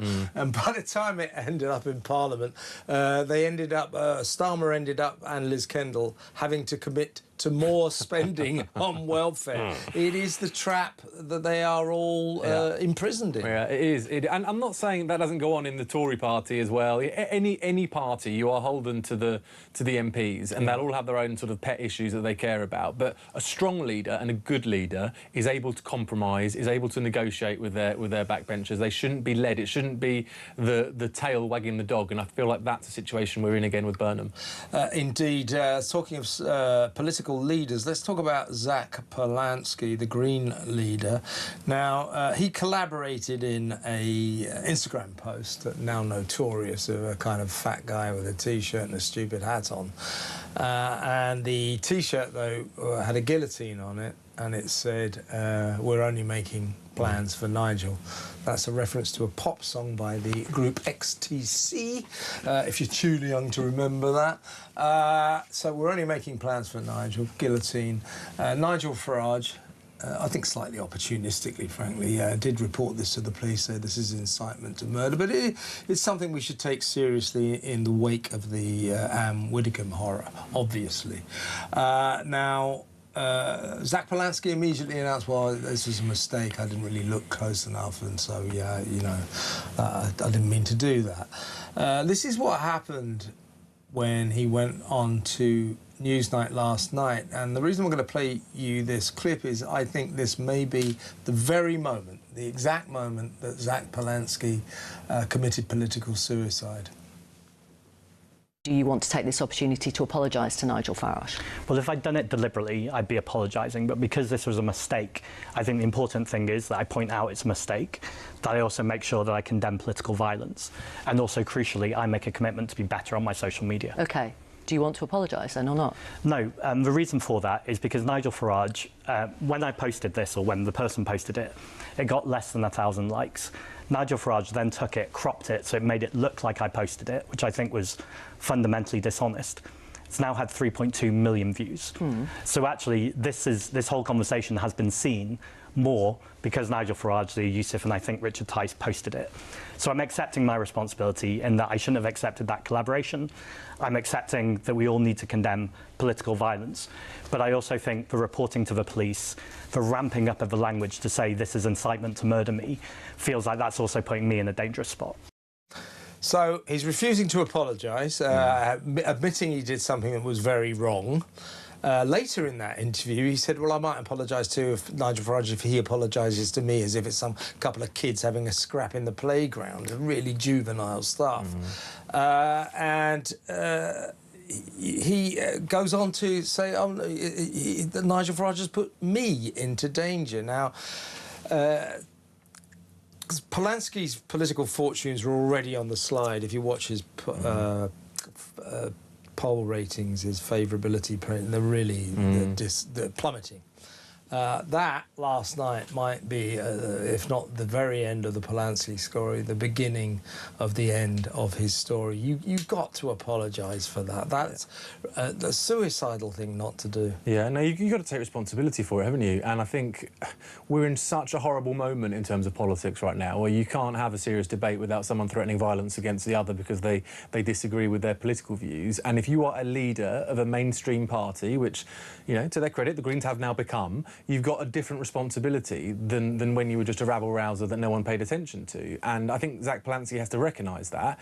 And if he wants to be a serious leader, that people are actually going to say, OK, yeah, this guy deserves to be in Parliament, this guy deserves to be a leader of a political party. He has to take responsibility in this moment. I'm not saying it was, you know, it was a graphic on a T-shirt, and we can argue that's a storm in a teacup. But look at the context. We've just had Anne Whittaker murdered. We've got violent threats against MPs of all parties getting threats, and you've got to take responsibility and you've got to take it seriously. And that interview was a car crash. You know, it was not the contrition that I think we should have seen from him and would have expected of any other leader. Yeah, Victoria Derbyshire, who was doing the interview, she kept coming back and said, are you sure you don't want to apologise? And he just wouldn't. No. Very, very strange. And, of course, this is the guy whose policies include, you know, free heroin and free crack. I said earlier, you know, adolescents, overgrown adolescents really should not run major British political parties. No. And I think Zack Polanski just proved that. No. Well, he's not a serious guy, and we are now seeing it exactly as you say in the polls. You know, there was a Green sort of surge, wasn't there, a few months back, but that died off entirely. And I think that, you know, the Green Party are being seen for what they are, which is just a not particularly serious group of people who would rather protest, who would rather make a noise and shout than actually get anything done. So, in a way, I'm glad this is happening because it's exposing him for what he is. Yeah, I mean, he hasn't got the intellect or the skills to make the Green Project work. He looked good for a while he was promising everyone the earth, free heroin, free crack, etc. Now, he just looks not fit for purpose. I think they might have to think about a new leader pretty soon, otherwise their fortunes are going to slump much faster and much quicker than they think. Leon, fantastic having you in the studio. Come and do it again soon. Leon Emirali, their former Conservative advisor, going through some of the big stories of the day with us. Now, after the break, we're going to go over to America to talk to Kinsey Schofield, because it's a very big day on the royal front, on the Prince Harry front. He's in court, or rather his lawyers are in court, waiting to find out what the bill will be for Harry and Elton John and Liz Hurley's very expensive 4-year case against the Daily Mail. 49 days in court, I do believe. They lost hands down on every count. So the costs are going to come down to Harry and the gang. They could come to 50 million quid. It's a massive, massive bill. Daily Mail's already demanded 10 million quid up front. So we will cover that story next. How much is that ludicrously empty evidence-free case against the Daily Mail gonna cost old Ginger Nuts? We'll try to find out later. Stay where you are.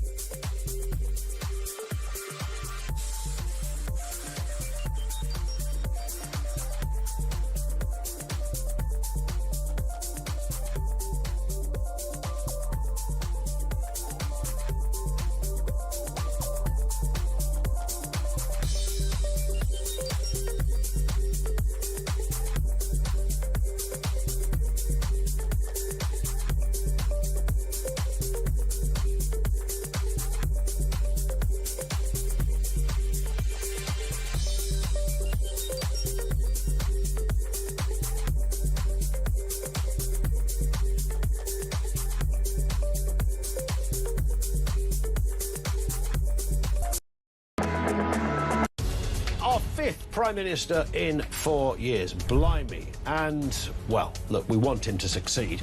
But will this one be any different? Andy Burnham, the new head honcho. 1 minute he was Mayor of Greater Manchester. What, a month and a bit ago, he wasn't even an MP. The next, he's holding keys to number 10. You know what? I'm trying so hard not to be cynical about it all, but I'm trying to keep, not hope. I'm sick of hearing about hope already. He's only been in government for 5 minutes, but I want them to succeed because I want Britain to succeed.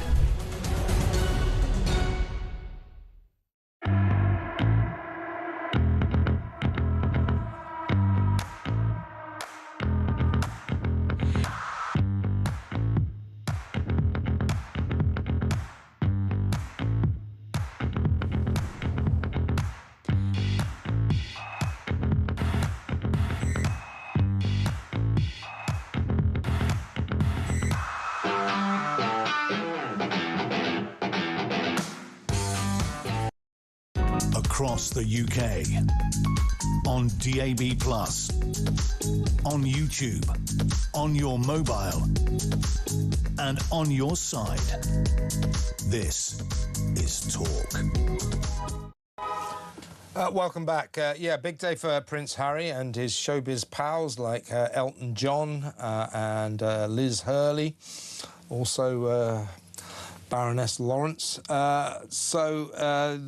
After that 4-year case, 49-day trial in court, there are massive bills to be paid. It's Associated Newspapers, the company that owns the Daily Mail, is asking the people who sued them, including Prince Harry, to come up with £34.5 million in legal costs. Right off the bat, they're demanding £10 million up front, while Judge Mr. Justice Nicklin comes up with a final amount over the next couple of days. They're in the High Court right now. Let's go over and talk to the host of Kinsey Schofield Unfiltered, Kinsey Schofield. Well, the first thing we're learning here, Kinsey, is that it was assumed that insurance policies would cover most of the costs of Harry and Elton and the gang, but that doesn't look to be the case. So they are facing a massive bill at the moment. Yeah, the court, Harry's team claims that they've only obtained insurance to cover a combination of £16.2 million, which, you know, leaves them £18 million short, doesn't it? 18 million. Yeah, I mean, that's unbelievable. And I just think the real hero here, if you read word for word the argument of the Daily Mail for why they should take on this cost, I think that whoever wrote that is the real hero when they go into how inappropriate it was to bring this case in the first place. They discuss a press release that was sent initially where Harry and co. made all of these claims about how the Daily Mail spied on them And they were very specific in the claims. And the court says these claims were never actually even presented in court. So, you know, this was as much a pursuit of the court of public opinion as it was trying to win this case in general, that they would be in their argument dishonest about some of the actual scenarios that they presented before the trial even began, that they never actually even presented in court. And they say that ultimately this is Hacked Off and Co. recruiting useful idiots like Prince Harry to try to take down the Daily Mail. Yep. And, you know, that didn't happen because they did not have anything of value to present to prove that they had been hacked or that they had been pursued illegally through any of these stories that they presented to the court. Now, Prince Harry gets very hot under the collar about his reputation for being dumb, for being thick, for being stupid. And I think that's an outrageous suggestion to make about a man who's heir to the throne. Of course, I disassociate myself from all those vile accusations. But this guy, Prince Harry, he loses this case, hands down. Now, you cannot overstate the humiliation that he, Elton John, David Furnish, Liz Hurley, Sadie Frost, and all of them suffered with this verdict from Mr. Justice Nicklin, the judge. There were 97 allegations of phone hacking, illegal information gathering, criminality against 40 Daily Mail journalists, all of whom had to go into the dock. And all of them protested their innocence, and the judge said, all very impressive. When it came to verdict day, the judge threw out, almost contemptuously, every single one of those 97 allegations. It was a catastrophe. But the next step after that, as anybody with half a brain knows, in a legal case like this, is the judge goes away to consider who pays the costs. Obviously, in a libel case, if the person who brought the case or the people who brought the case lost, you know, they're likely to pick up the bill.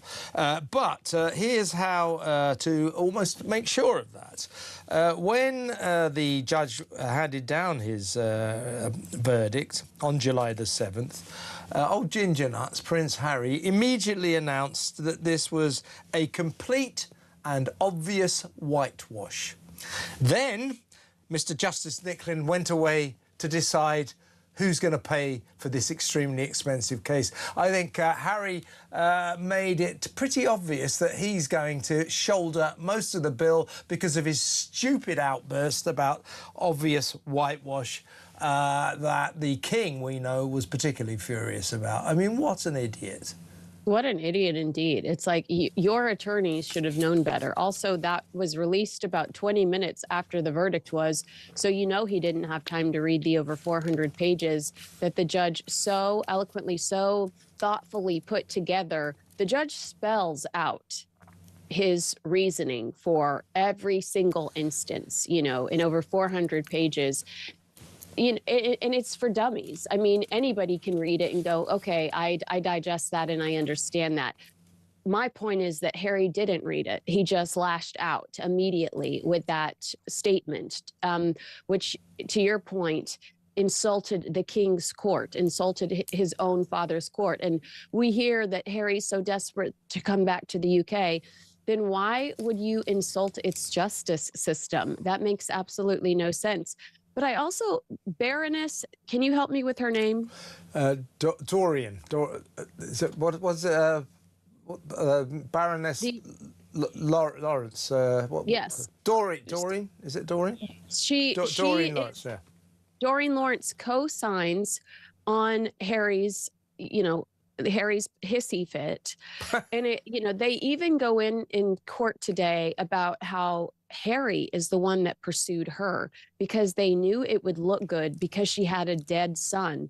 I believe, it was, was it Gary Lineker? They were trying to go after someone else too. And they said, but that person doesn't have a dead son. So, I mean, this person was used as a prop. And if I were in her position and now I've got this, this potential life-changing burden when it comes to what I'm going to owe the courts, I would be absolutely livid with Prince Harry.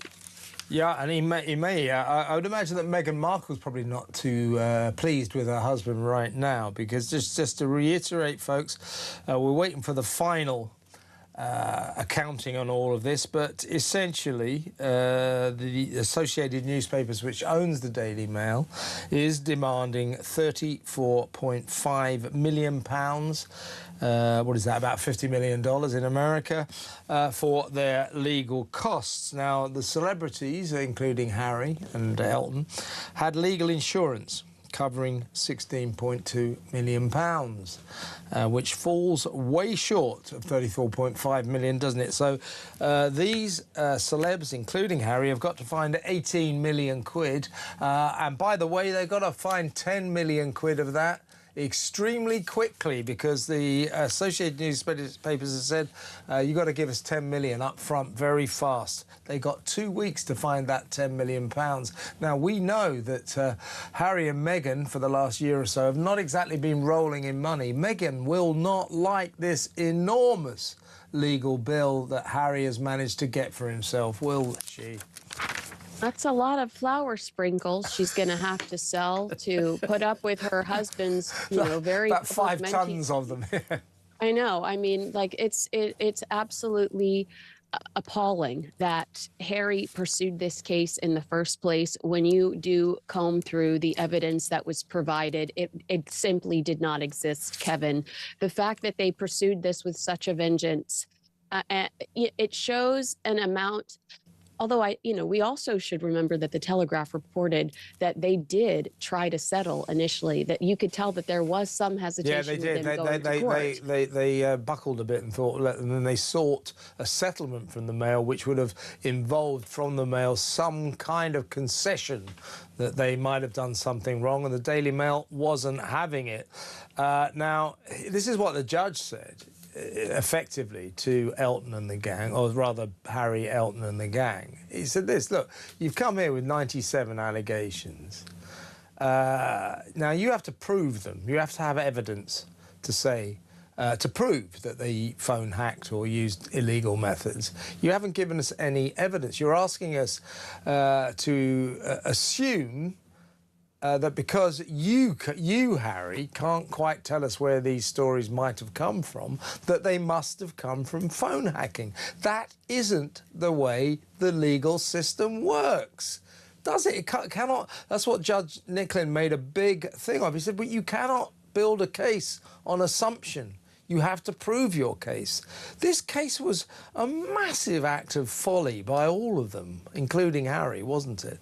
Well, and Harry says that he wants to, what was it, the Aspen Institute Harry wants to have any sort of say whatsoever in journalism. Harry says that the First Amendment is bonkers. This is a guy that's trying to be a thought leader in the space, and he doesn't even understand the basics of journalism. You're never going to know the source, Harry. It's not like the Daily Mail's going to call you up and says, you know, that guy that was over at your house 3 days ago, he says you did drugs. They would source it. They would try to find multiple sources that said that they witnessed something specifically, and then they would, they might call the palace and ask for a response to what their sources said. But otherwise, Harry's not going to be privy to the process of how they secured that story. That's just not the reality. Harry, assuming that he knows all, is an issue that's consistently getting him in trouble in the last 6 years, when in reality, Harry and Meghan completely refuse to do the due diligence of most of the projects that they're associated with. And ultimately, that's why they fail, and that's why it gets them in trouble. But this is probably the biggest failure of Harry's life since stepping down as a member of the British royal family. And it's going to cost him significantly financially. It's going to hurt him and his family, because I'm sure that that's money he would rather put towards security for his family, which is another thing that he's absolutely obsessed with. And I don't know if you saw the story that said his Ravik's new assessment of him has actually been pushed back to the back of the line because they have 9 prime ministers they have to protect. Like, Harry, the world does not revolve around you, buddy. So, it's just proving to be a very difficult reality for Harry, life outside of the British royal family. And you see why he's crawling back, begging Daddy to give him some sort of access again, because he's lost without the men in the gray suits guiding him through life. Yeah, as they say, when he arrives in California, apparently he didn't know how to book a restaurant because he's never done it, never paid a bill or anything like that. So, yes, he lived in a rather gilded world, protected from reality. But I think this story proves, now that he's facing this enormous bill, it proves that old maxim that a fool and his money are soon parted. Harry's a fool, and he's lost millions of pounds on this fatuous and pointless case against the press. It's a great day for the free press, not a good day for idiot members of the royal family. Bad luck, Harry. Thank you very much, Kinsey. Great to talk to you, as always. Kinsey Schofield there, host of Kinsey Schofield Unfiltered. We're going to talk about the migrant crisis next. There's a migrant crisis. Labour's plan is working, according to the Prime Minister. We think maybe more than 500 migrants have come across the Channel today, not mentioning the 1,000 or so who've come across in the weeks since Andy Burnham became Prime Minister. He thinks the problem is solved. Something like 1,500 migrants have crossed the Channel in illegal small boats ever since he became Prime Minister, which is only about 10 days ago. It's not solved. What is he talking about? We'll do that story next. Stay where you are.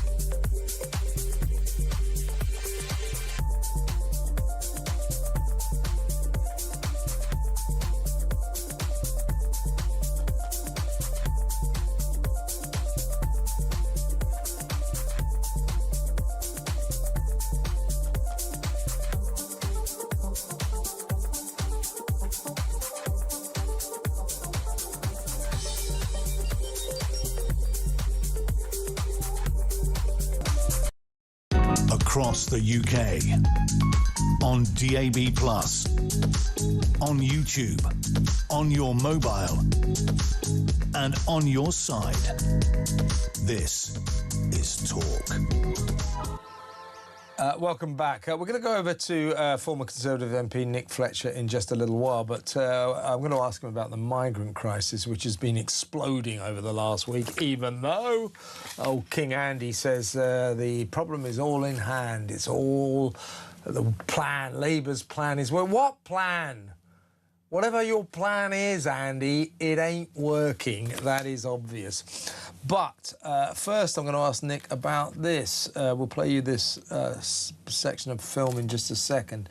This is about an influencer called Danny Lambo, who got together with a bunch of friends who are celebrity lookalikes to film at a country house a jokey mock version of the killing of Anne Widdecombe as a kind of murder mystery saga. So we've taken, look, there's a body lying on the ground during this.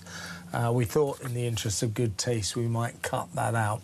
But this is Danny Lambo and his celebrity lookalike pals turning Anne Widdecombe's brutal murder into a fun-packed country house murder mystery game. Watch this.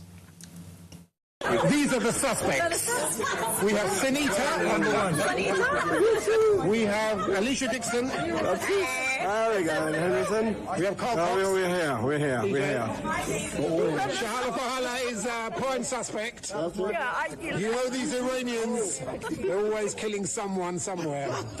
AJ's could be any blood on the trousers? No. It was Dexter. Now, must stress those are not actually those celebrities. It's not Sunita. That isn't Alicia Dixon. It's not. They're just lookalikes. But that is pretty sick, isn't it? Ha ha ha! Very funny. Oh look, there's Anne Widdecombe lying on the ground. If we'd have panned back, you'd have seen this sort of prostrate body on the ground, dressed as an old lady. So I would suggest that poor taste doesn't even begin to cover what we've just watched. Let's talk to former Conservative MP Nick Fletcher. What do you make of that footage, Nick? Well, that's the first I've seen it, but it's absolutely disgraceful. Anne was a lovely lady, public servant, faced a terrible death there, a murder, and we've got young people, or people like this, not even young people, people well old enough to know better. It's absolutely disgraceful. I hope, I don't know what can be done about this, but I hope they understand the feeling of despair people feel about what they've done there. It's absolutely terrible. They should be ashamed of themselves, and everybody who's taken part should feel ashamed of themselves too. It's disgraceful. Couldn't agree more. I mean, Anne Widdecombe's tragic death is not a topic for comedy, for a fun-packed Instagram film at a country house in the mould of a murder mystery. Unbelievable. Murder mystery weekend. Disgusting. Nick, let's move on, shall we, to the migrant crisis, which extraordinarily, bafflingly, our Prime Minister says nothing to see here, nothing to worry about, because Labour's plan to stop the boats is working. Well, it isn't really, is it? Since he became Prime Minister, last week they were getting on for 1,000 migrants across the Channel. We think today, I mean, we're pretty certain today, that in one day alone, more than 500 have come across. Could be more. Might even be as close to 1,000 that have come across. Meanwhile, we have a Prime Minister saying, no, nothing to see here, that problem's all solved. This is ridiculous. Now, our reporter, Christian Drogan, happened to be in northern France over the past couple of days, and here's what he witnessed. This one is hugging the shoreline. That's got to be 100 people on there. Got to be. You've got the NATO warship there. That's a big dinghy. That's a big dinghy. Look at it in relation to the NATO warship. You know, it's got to be a tenth of the length of it.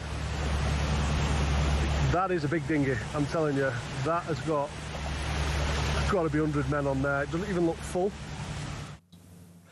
So that's northern French beach this morning. He also witnessed, Nick, classically, as always, les gendarmes, the French police, doing nothing.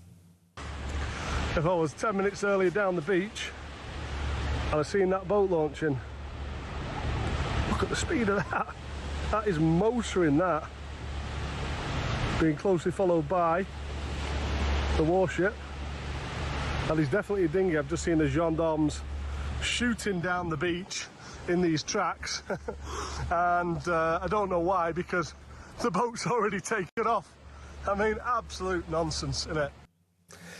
Also, Nick, yesterday the Shadow Home Secretary Chris Philp went out in a boat to have a look at what's going on. You've got to realise that actually the weather this year has been extraordinarily windy. What's emerging these past few days, 1,000, best part of 1,000 over the past week, maybe more than 500, maybe as nearly 1,000 today alone. What's emerging is it was the weather stopping the crossings. Right now, you can imagine with this very hot weather, the channel's like a mill pond, and they are coming across in their hundreds, maybe thousands. The Prime Minister yesterday said, nothing to see here, the Labour plan is working. Now, Chris Philp was giving an interview to the BBC, and a French boat, warship, started opening fire. They said this was just a training routine, but it was all a bit strange. But what Chris also witnessed, and this is more relevant to our discussion, is this French boat, this sort of border patrol boat, as dinghies were going out, some of them huge now, they're not small boats. One of the boats that came in last Friday had 165 people in it. They're massive. Chris Philp saw the French Navy patrol boats throwing life jackets to the migrants so that they'd be safe on their way to Britain. That's what we're getting for our £1 billion. We've given the French the best part of £1 billion over the past few years, past 3 years. That's what we get for our money. They go out there, they stand there and watch them leave the beach unhindered, and then if they're out at sea, they'll throw life jackets at the migrants. Not really good value for money, what we've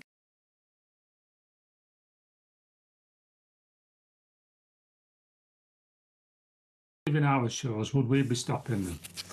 And the answer to that is quite clearly no, we wouldn't. We would let them go. So why would the French do any different? They don't want them there. And so this is what will happen. So we can pay them as much money as we want, but they do not want them there. And if they're leaving French shores to come here, and the French are letting them. And unfortunately, we are a soft touch. And this will continue to happen until this government, or any government, actually takes the action that is needed. I believe there needs to be a state of emergency called. We need to put a Chinook helicopter on that beach, and the minute that they arrive, they get loaded into the helicopter and they get sent straight back to where they came from. And it would cause an absolute outcry. I know it would. Well, there's one thing that happened. If we kept on doing it, those people wouldn't be paying that money to come to these shores, because who would pay €3,000, $3,000 or whatever money that they are using to land straight back where they came from half an hour later? Nobody would do it. And I know France would be upset about it. I know Europe will be upset about it, but they just have to get over it. And until we do that, these people will keep on coming, and we have to stop it.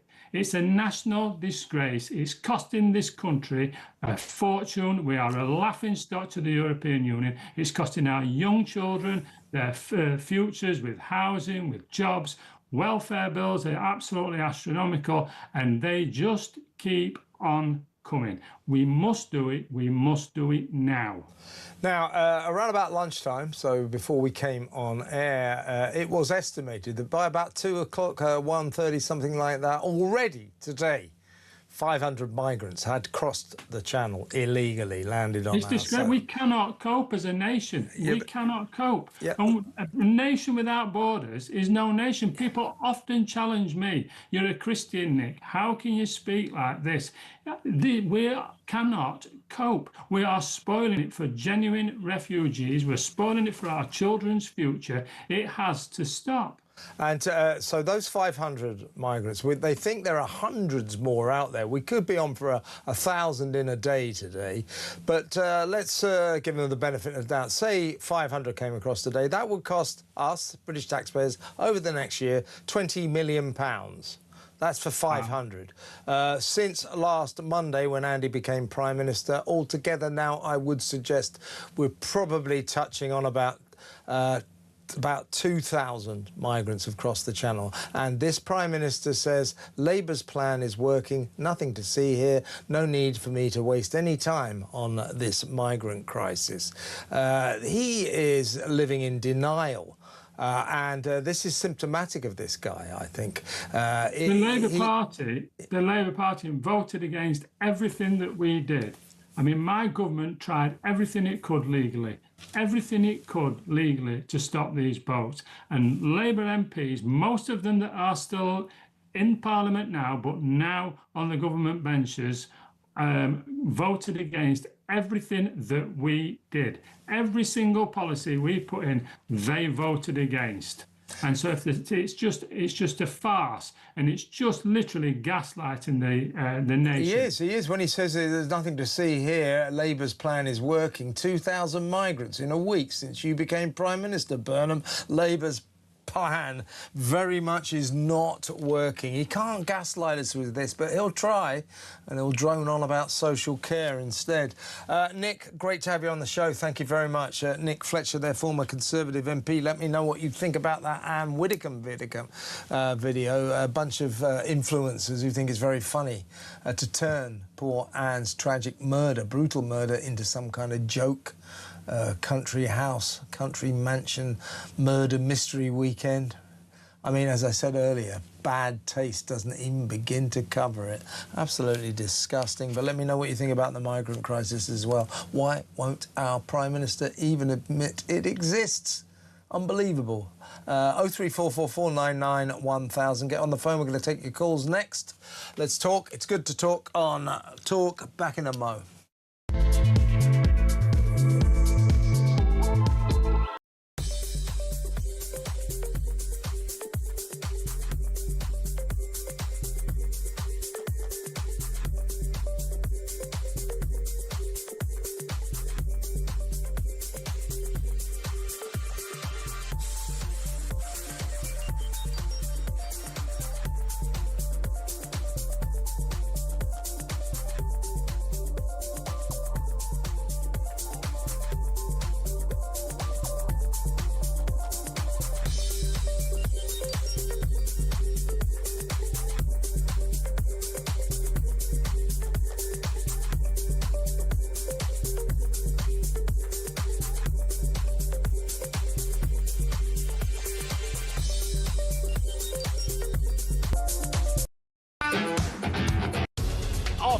Prime Minister in 4 years. Blimey. And, well, look, we want him to succeed. But will this one be any different? Andy Burnham, the new head honcho. 1 minute he was Mayor of Greater Manchester. What, a month and a bit ago, he wasn't even an MP. The next, he's holding keys to number 10. You know what? I'm trying so hard not to be cynical about it all, but I'm trying to keep, not hope. I'm sick of hearing about hope already. He's only been in government for 5 minutes, but I want them to succeed because I want Britain to succeed.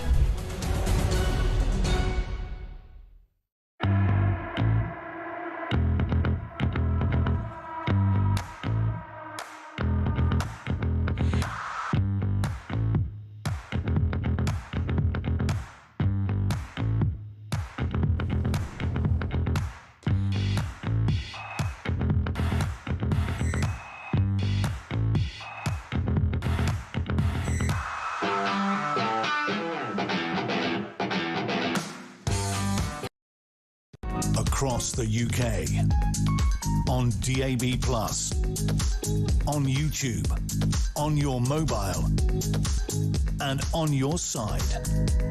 This is Talk. Welcome back. After the 6 o'clock news, very pleased to announce I'll be joined by Reform UK's Treasury spokesman, Robert Jenrick. He'll be running through some of the big stories with me after the 6 o'clock news. Particularly want to ask him about that disgusting Anne Widdecombe video, the influencers who seem to think her death was funny or the cause for comedy. But obviously we'll talk about some very serious issues as well. So Robert Jenrick after the news. We've just got time to squeeze in a call or two. Let's go straight to Pat in London. Hi, Pat. Oh, good afternoon. Yeah, I mean, firstly about, like, this Anne Widdecombe sketch. Yeah. You know, obviously in bad taste. I mean, it's worse than bad taste. Yeah, it is, but you'll find that people who do these sort of things, normally fate turns back on them. You know, they have some, you know, I believe in... You're a karma. You believe in karma. What you do, it comes back on to you reap what you sow, eh, Pat? Yeah. Yeah. And that's why I think, you know, these people will have some... Well, I'll tell you what, mate, they're already... Not nice turnouts. They're already suffering for what they've done because people are disgusted, so... And quite rightly they're disgusted. And also about Mr Burnham. Yeah, what were you saying? You think there'll be a general election soon? I think that it'll be by sometime about between March and April next year. But that he will do voluntarily, or he'll be forced into doing it? It'll be forced because of things will get so bad. Because he can't afford all of these policies. He's going to collide with financial reality, isn't he? Yeah, I mean, he's sitting pretty at the moment because Parliament ain't been recalled. Once Parliament's back in full swing... Yeah, what is that, September? He's got a long period of lack of scrutiny, hasn't he, by Parliament? Yeah, and you thought Starmer was bad. This guy's back 2 rungs up the ladder worse. Yeah, I'm thinking of launching a campaign, Pat, to bring back Keir, all is forgiven. Yes. I mean, you know, this guy, I kind of knew this would happen, but this guy, Burnham, makes me nostalgic for the good old days of Keir Starmer. We were better off in Starmer's hands, I think. He makes me thingy for Liz Truss. Yeah, well, you know, Liz Truss, I thought she had some good ideas. They just weren't all that practical in the real world, but... Well, nor is this guy's. No, exactly right. This guy he is feeding from Labour's legendary magic money tree, and he hasn't got any money. He's come up with something like, it's now getting on for about £3 billion worth of policies he's promised us that he literally can't afford. He hasn't got the money for them. So when the nation, and when he finds out that all these promises he's made cannot be paid for, you're right, he might reach some kind of crisis point where he has to call an election. The other alternative, Pat, is he decides to call an election, and he decides to call it soon while he's got the benefit of the Burnham bounce. Burnham bounce, he's a dead cat bounce, to be honest. Well, let's see what will happen. Maybe we live in interesting times. I'm worried about this guy, though. Pat, very worried. Pat, really good call. Thanks for ringing. Call me again. Pat in London. Now, after the news, as I said, we'll be joined by Reform UK's Treasury spokesman, Robert Jenrick. Lots to talk to him about. I want to particularly get him on this levy, a 1.8% levy on all our incomes to pay for Andy's social care project that we didn't ask for. That's a tax. That next. Stay tuned.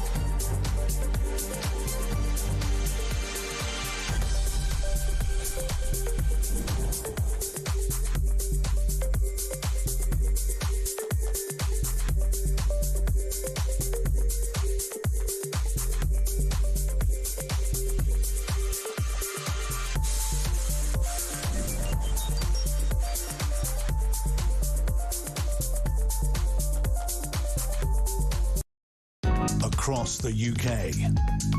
On DAB+, on YouTube, on your mobile, and on your side. This is Talk.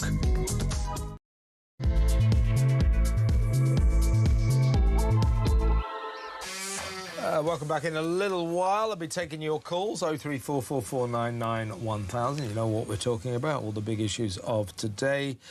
And also, in about 25 minutes, we're going to talk about FIFA. Gianni Infantino, the boss of FIFA, is basically offering private investors a $4 billion stake in the next World Cup. So he's selling the World Cup by the dollar, as it were, privatising it. The Football Association here is furious. Football fans around the world are furious. We'll try and get to the heart of that story in a little while. But first up, warm welcome to the show to Reform UK's Treasury spokesman, Robert Jenrick. Welcome, Robert. Hi, good evening. Good to have you on the show. Well, first of all, I wanted to get your reaction to this. This has come into our possession in the last hour or so. It is an influencer, a guy called Danny Lambo, with his friends who are sort of celebrity lookalikes. So there's a Sunita lookalike, a Alicia Dixon lookalike, and so on and so forth. And they filmed this thing. It's such fun, Robert. It's kind of a mock version of the death of Anne Widdecombe. So we're going to play a bit of this video. We've cut out the body lying on the floor because that really is taking bad taste too far. But these people seem to think that poor Anne's brutal murder is a cause for comedy. Have a look at this. These are the suspects. We have Sunita, number one. We have Alicia Dixon. There we go, Henderson. We have Carl Cox. We're here. Shahala Fahala is a prime suspect. You know these Iranians, they're always killing someone somewhere. AJ's could be any blood on the trousers? No.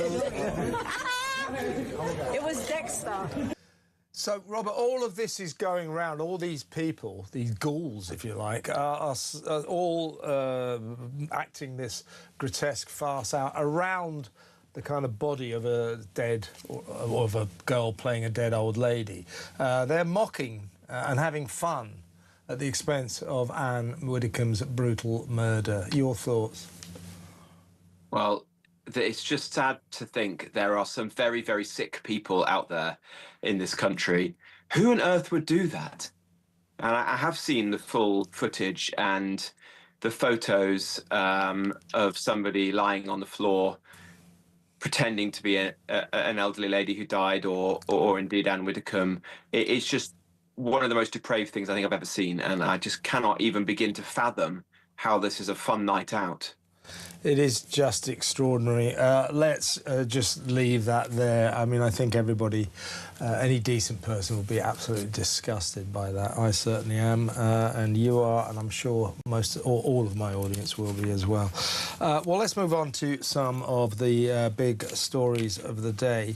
I know you want to talk about the death tax, so do I, but let's talk about another tax first, because it's not what Andy Burnham is calling it.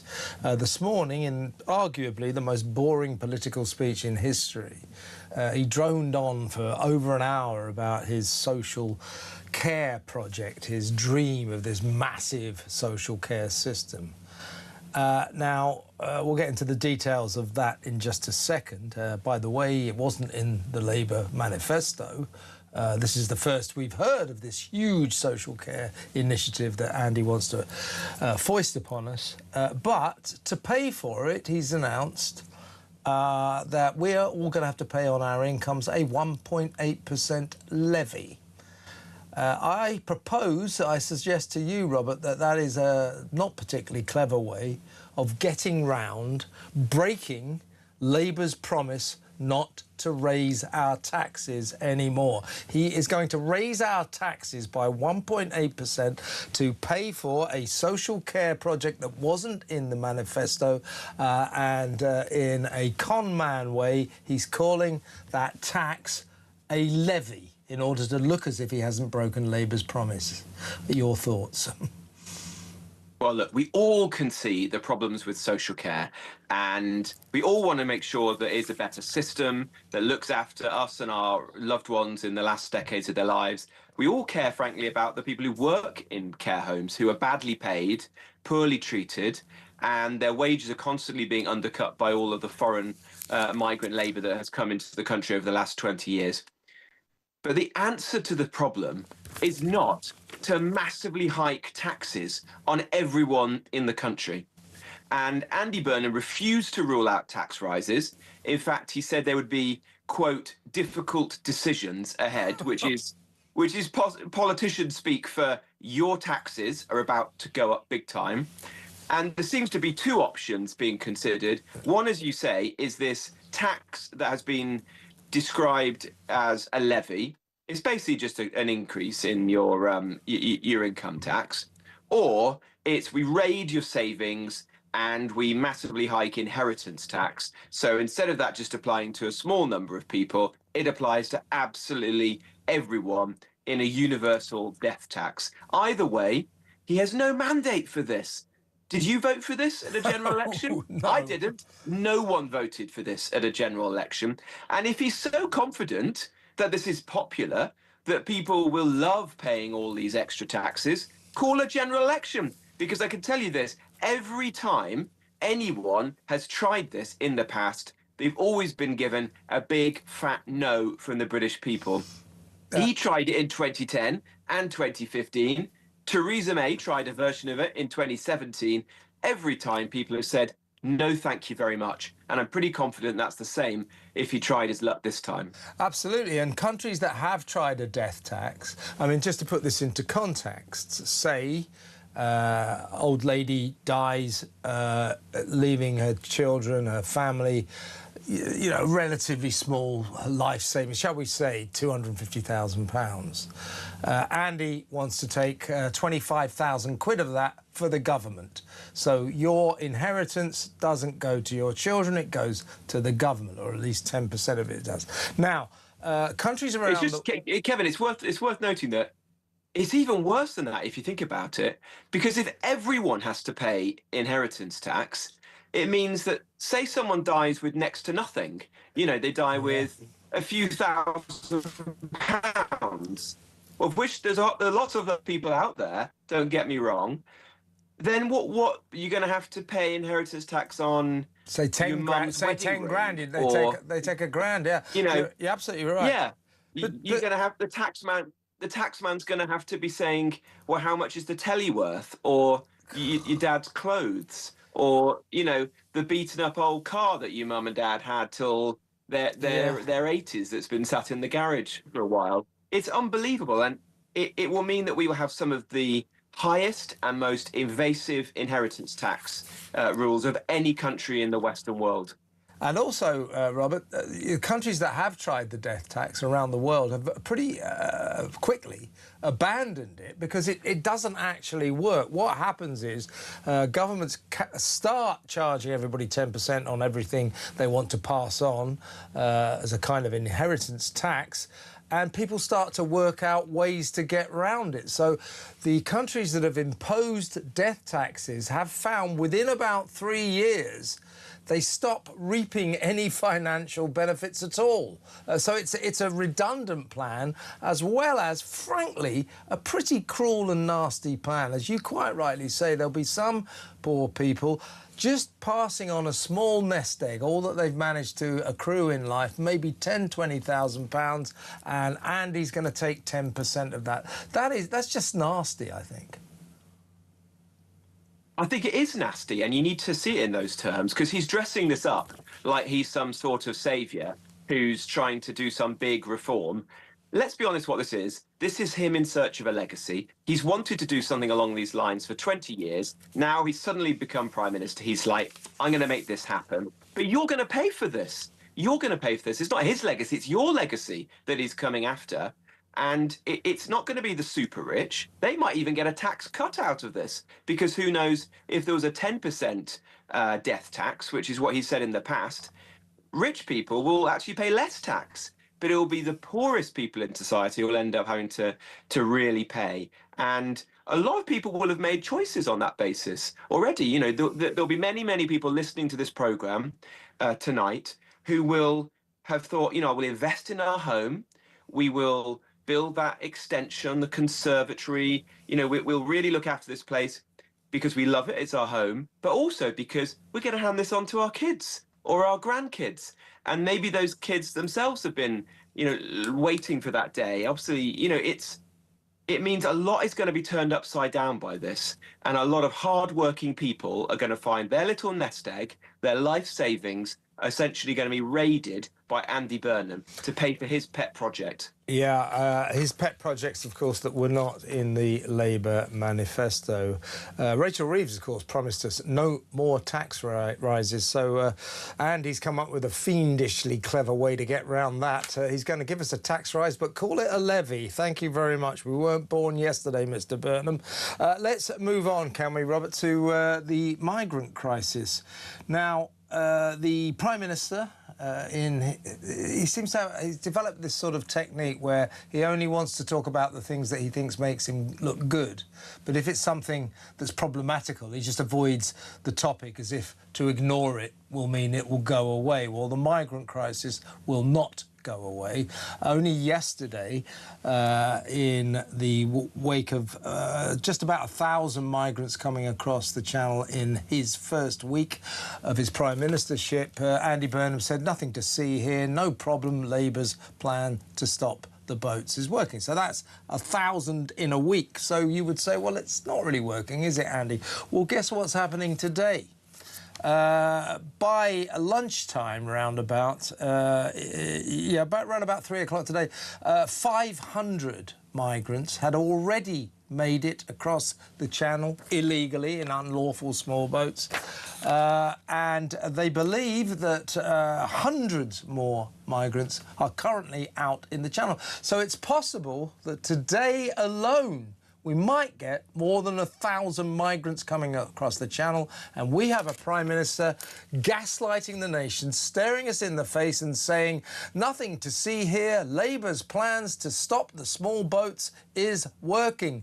It just isn't, is it? It's open borders, Andy.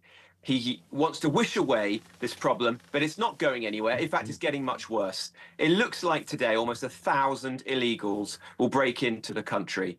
And yet he has the audacity to stand there and tell people that his plan is working. I mean, can you believe that? His plan is working. Are we blind? We can all see what's happening on the beaches of France. He clearly doesn't care about this issue. It's not going to be one of his priorities. He's not even going to pay it lip service like Keir Starmer did with his nonsensical smash the gangs routine. He's literally just going to try and pretend it's not happening. All the while, it's costing us billions of pounds. Dangerous people are breaking into the country that are going to go on to cause us harm.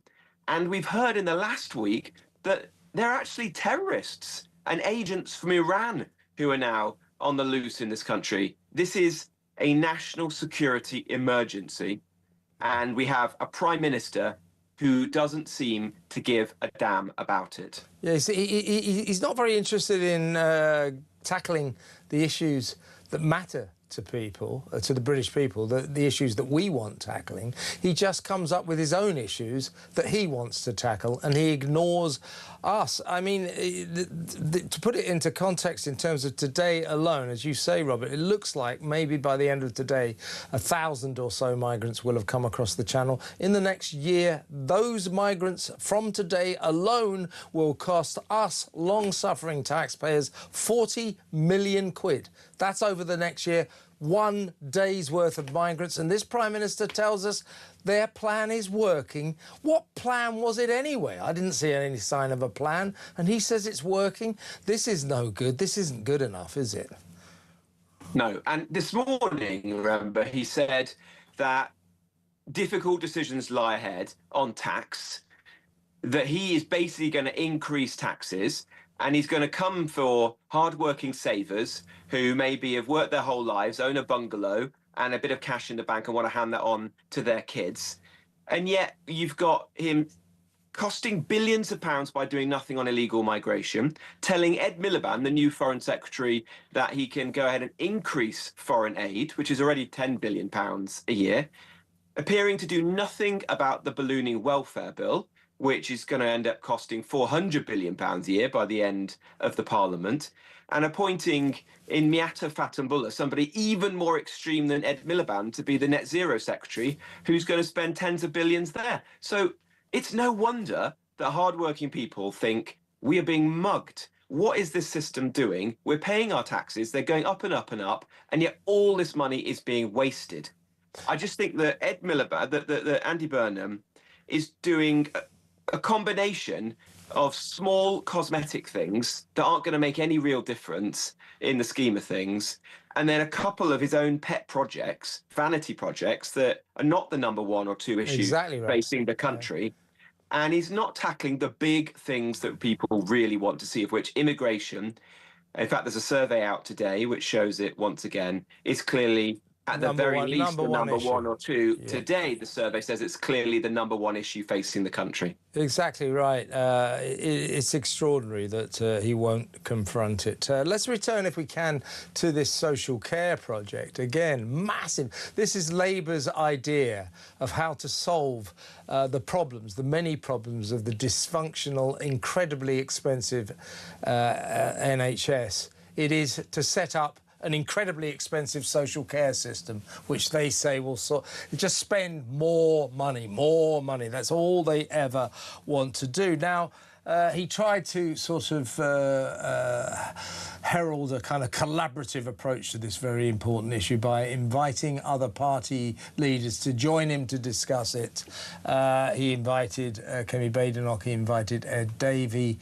Last time I looked, Reform UK got 14.3% of the votes in the last election. 4 million people voted for Reform UK. Andy Burnham did not invite the leader of Reform UK, Nigel Farage, or indeed someone like yourself, to his symposium on social care. What do you make of that? Well, the worst thing is this. Reform is now running most of the councils in England that actually have to manage social care. So in 30 of the upper tier councils across the country, it's Reform that's at the helm. We're having to pick up the pieces to handle the mess of the current system. And we've got hardworking, decent people as local councillors who have stepped up to do that. And yet I've spoken to a number of them today, and they feel that it's a total slap in the face that they're at the coalface doing the hard work, and yet Reform are not even invited to be part of these talks. And Andy Burnham poses as someone who doesn't care about party politics, but that suggests that he is the ultimate establishment party politician, because he's just playing politics. He doesn't want the people who are at the coalface to actually be there actually discussing it with him. Why is that? Well, it's partly because he's scared of Reform, because we're his main opposition, but it's also because he knows, unlike with the Tories and the Lib Dems, that we are crystal clear that we will not allow him to increase taxes, and that we will oppose a death tax tooth and nail. And if Nigel, or indeed myself, have been invited to that meeting, that's exactly what we would have told him to his face. Yeah, that's probably why you didn't get invited, but I do think it's a scandal that you weren't. Robert, it's great to have you on the show. Thank you very much. That is Robert Jenrick, MP, Reform UK's Shadow Chancellor, if you like. He's the MP for Newark. Well, next up, we're going to go to break now. When we come back, we're going to discuss Gianni Infantino, that strange-looking bald guy who runs FIFA. He seems to want to privatise the World Cup. He has offered private investors, £4 billion worth of a stake in the next competition. Now, the Football Association here is furious. Football fans around the world are furious. Football should be for all, not just very rich people to make money from. So he has lost none of his talent for infuriating people, this guy. What is he doing in that job? He's a disaster. But we'll talk about that next. Stay tuned.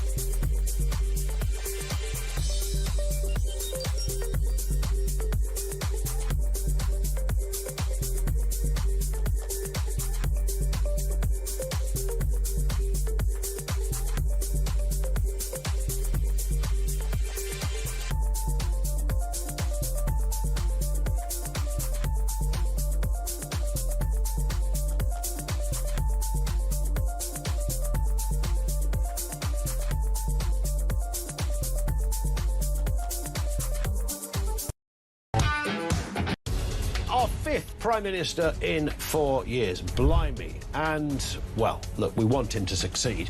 But will this one be any different? Andy Burnham, the new head honcho. 1 minute he was Mayor of Greater Manchester. What, a month and a bit ago, he wasn't even an MP. The next, he's holding keys to number 10. You know what? I'm trying so hard not to be cynical about it all, but I'm trying to keep, not hope. I'm sick of hearing about hope already. He's only been in government for 5 minutes, but I want them to succeed because I want Britain to succeed.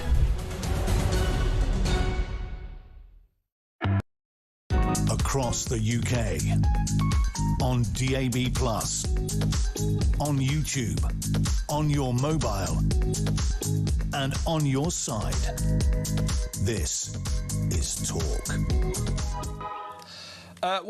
Yes, Gianni Infantino, Donald Trump's best friend, he's the chief of FIFA.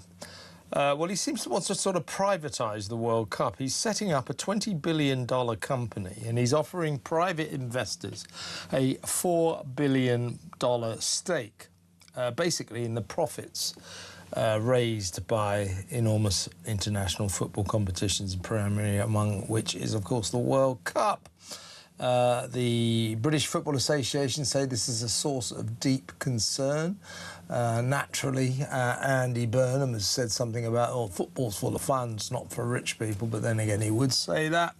Well, look, all in all, people don't like this. Now, let's speak to a football finance expert. He's also the host of the Price of Football podcast, Kieran Maguire. Welcome, Kieran. Thank you. My first... I mean, to try counterintuitively, I sort of looked at this and thought, well, you know, it's all very well to say, oh, you know, football's for flat cap guys, you know, 50p at the turnstiles and all that. But it has changed, football, over the years, and it is about money, whether you like it or not. Trying to make a lot of money out of the World Cup for a $20 billion company set up by FIFA. I mean, is that the crime of the century? What exactly is wrong with Gianni Infantino trying to make a fortune out of the next World Cup? There's absolutely nothing wrong with it in principle. I think the issue why the individual federations and the individual football associations have responded in such a hostile manner towards this is that there's been no consultation. Gianni Infantino has been effectively working by himself with a view to setting up a special purpose vehicle, as you said, that will generate around about $4 billion of private investment, and that will be distributed to the 211 members of FIFA. So they could be generating around about 30 to 40 $40 million up front compared to the normal annual payments that they get from FIFA. I think what's concerned here is that we've already got a very crowded football timetable. How's this going to fit in? Are the interests of investors going to take paramount over the sort of the traditional view of football as an equal opportunity sport, in terms of if you're better than one team than another, then you win matches, and if you don't, you lose matches. We've seen changes introduced by Infantino in terms of hydration breaks to satisfy broadcasters, with political interference in terms of the decisions made for red cards. And that sort of creeping politicisation of football, I think, is part of the reason why there's been a backlash against this one. You know, and I don't know the details of this, but I bet you that Gianni Infantino will make quite a few dollars out of this deal if it ever happens. What is it, Kieran, about FIFA? I mean, you know, they had that guy, Sepp Blatter, who was the president of FIFA. It was almost a sort of byword for corruption. Now we've got this guy, Gianni Infantino, who in the middle of the World Cup made that disgraceful decision to bow to Donald Trump's demands not to suspend one of the strikers from America's squad, even though he'd been sent off in the previous match. He just did that because Donald Trump wanted it, and he wants to stay in with Moneybags Trump. But what is it about FIFA? Why can't they just get a sort of normal, decent guy to run the show? It's a very political organisation. You're absolutely right. Under Sepp Blatter, the reputation was in tatters.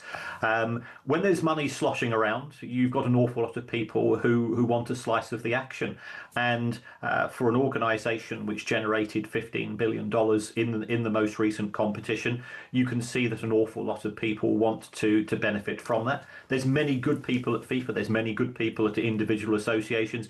Equally, given the political nature of football, there are people who you wouldn't necessarily want to be in charge of the game because they put their own self-interest before that of the local federations and their national teams. Yeah, I think generally, yeah, by the way, talking of Sepp Blatter, there's a sort of ironical campaign going on right now, bring back Sepp, because this guy, Infantino, is so bad. But... I mean, what exactly is so wrong about offering private investors to make some money out of the World Cup? Because, of course, you know, they have to put the money in. That will fund a better tournament. And if they make a few bucks out of it, what exactly is so wrong about that, Kieran?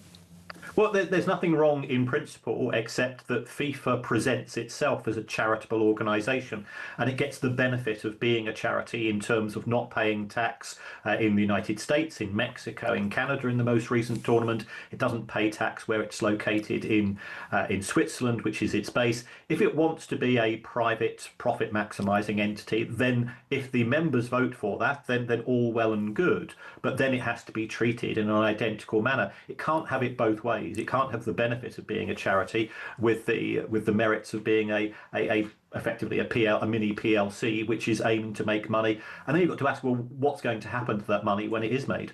I'll tell you, the last question, Kieran, this is what also worries me about FIFA, because, you know, I've got nothing against football being treated as a cash cow, because it is.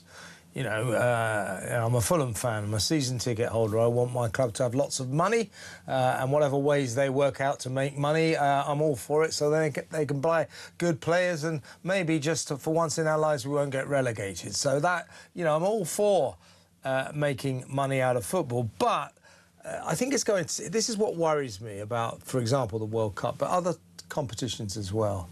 In order to keep the money rolling in, you stage as many matches as possible. So I think it was like, was there 79 nations in this last cup? So qualifying for the World Cup is going to get easier and easier. The number of countries involved will be more and more numerous. Qualification will, after the first round, is going to get more and more easy. So in other words, the competition, the football tournaments are going to be undermined by this massive expansion, which is only aimed at the ability to stage more matches to bring the money in. But the integrity of the tournaments suffer because of this. Yes, more matches equals more money, more competitions equals more money, which is fantastic for investors. The nature of investment is that you're looking for a return. So that is the direction of travel. And I think that's, again, why the Football Association and UEFA and the other federations have reservations about this. Players can only play so many matches in a season, and you don't want your players at the start of the season for Fulham being knackered because they've just gone and played in a bloated FIFA tournament a couple of months or a couple of weeks prior to that. Yeah, exactly right. Aren't they talking about, I mean, to go domestic, just to go off piece slightly, aren't they talking about next season like something like 8 teams from the Championship, the Division 2, if you like, will be involved in the playoffs? So more teams will go up. In other words, something like not much less than half of the Championship teams will end up in a playoff, which, again, reduces the quality of the competition. It makes it less elite, but you get more matches out of it and you make more money. Football suffers because of this. Yeah, that's right. More matches, more jeopardy. We've got 9 Premier League clubs playing in Europe this season. Fulham aren't one of them, so you can concentrate on winning the Premier League. Tell me about it. Well, Kieran, great to have on the show. Come on again soon. Let's follow this story. Kieran Maguire, their football finance expert and host of the Price of Football podcast, about the privatisation of the World Cup. What do you think? 03444991000. Now we've got the rest of the show to go, and it's all to you. It's all for you. So get your calls in. 03444991000. We're going to talk for the rest of the show because it's good to talk on Talk. I'll read some of your messages. I don't know if we've got any WhatsApp voice notes, but if we have, I'll play them out. All of that still to come, so stay where you are.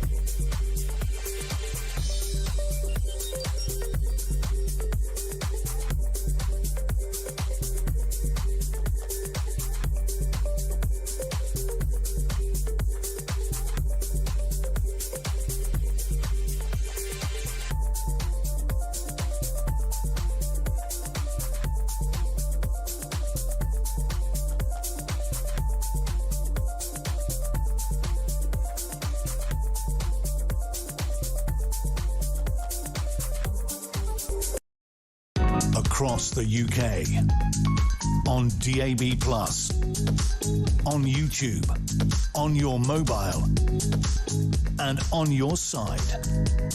This is Talk. Welcome back. Let's read you a few messages, then we'll go to the phones.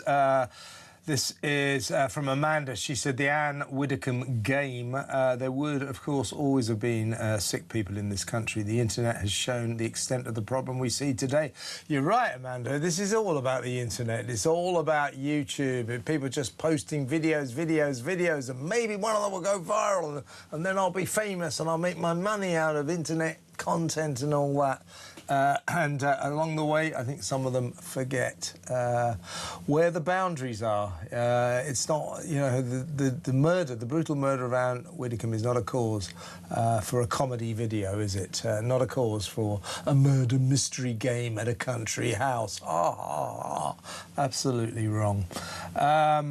This is from Mark. He talks about Baroness Doreen Lawrence, the mother of Stephen Lawrence. She got sucked into this lawsuit against the Daily Mail. She, among the litigants, we know is going to struggle to pay. So she could be left with a massive bill that she can't afford. So Mark says, oh, come on, Baroness Lawrence is a grown woman, quite capable of reaching her own decisions. Harry may not be all that, but he's not responsible for her decision. To an extent, I think, yeah, that's a good point. She is a grown woman. She's an intelligent woman, so she made her choice, but it was a bad choice, and her life might be better if she'd never been persuaded into this endeavour by Harry, Elton and the gang. I'm sure she is suffering because of it. This is from MJ regarding Polanski, or should we say Planksky, and the T-shirt scandal. Kevin, forget a plank of the week. That's my programme I just hosted. You need a Plank of the Decade award to give it to Polanski. Zack Polanski. Good point. Gary says, I think that Mr. Polanski is a little confused. Mistakes are what you apologise for. Deliberate acts are the things you may choose to stand by. He appears to be standing by that guy in a T-shirt with a guillotine that was posted on Instagram because he didn't apologise for it. This is Amanda again. I'm so dazzled by the Burnham halo. I don't know which to grab first, my sunglasses or my sick bag. I go for the latter if I was you, Amanda. Let's go to the phones. Let's talk to a new caller. Always love a new caller. That's Lee in Luton. Hello, Lee. Hi, yeah, mate. You all right? I'm good. What would you like to say? Look, I've just got. I've got to be in my bonnet, to be honest. I've got a lot to say, so bear with me. I work in care. I've got no feelings about Andy Burnham, good or bad. I voted Labour all my life. I'll never vote for him again. They're the same as everyone else. The media are slating Andy Burnham. No matter what he does is wrong. No matter what he does is right. You know, the government spent $400 billion on COVID in Boris Johnson's tenure. You know, £10 billion on PP that we didn't need. Anyway, Andy Burnham was on GMTV today, and he was talking about care. And what he was saying, it resonated with me. And he was speaking from the heart until he said these words. And he said, "My dad was in care. We got carers in. Blah blah blah. I really appreciate the carers. In my point, and his exact words were, in my opinion, anyone who looks after anyone else's parents should be on the most money in the country. Blah blah blah." He is talking absolute garbage. He doesn't mean what he says. It sounds good. It sounds good, doesn't it, on telly? Most people in care are on £12.71 an hour. Right? We have 3 million people in care on £12.71 an hour. There's 1 million people. What do you mean by that? I mean, do you mean people who are the carers, or in carers? Yep, care workers who get £12.71 an hour. Yeah, okay, yeah. Minimum wage. I work nights, £12.71 an hour. We're 1 million. I work in agency, so I work in 100 different places every year. Every single place is really understaffed. No one wants to work there. It's a really stressful job. You deal with dementia, people who are incontinent. No one wants to do the job. Last year, the government banned care worker sponsorship. July the 22nd, 2025, they banned care worker sponsorships. The year before, we had 145,000 grants issued for overseas people to come to Britain to work in care. So we're 1 million people short. I don't know how we're going to get these. How we're going to get these people. Well, I mean, it looks like. I mean, Andy's. Don't worry, Lee. Andy will get the money from his magic money tree. I mean, again, this is a very expensive plan that he's proposing to pay for by raising our taxes. Well, they promised us he wasn't going to do that. He's calling it a 1.8% levy. That's a tax. The other point I wanted to raise was we have $333 billion in welfare budget. I know that every year. I've been saying this for 20 years.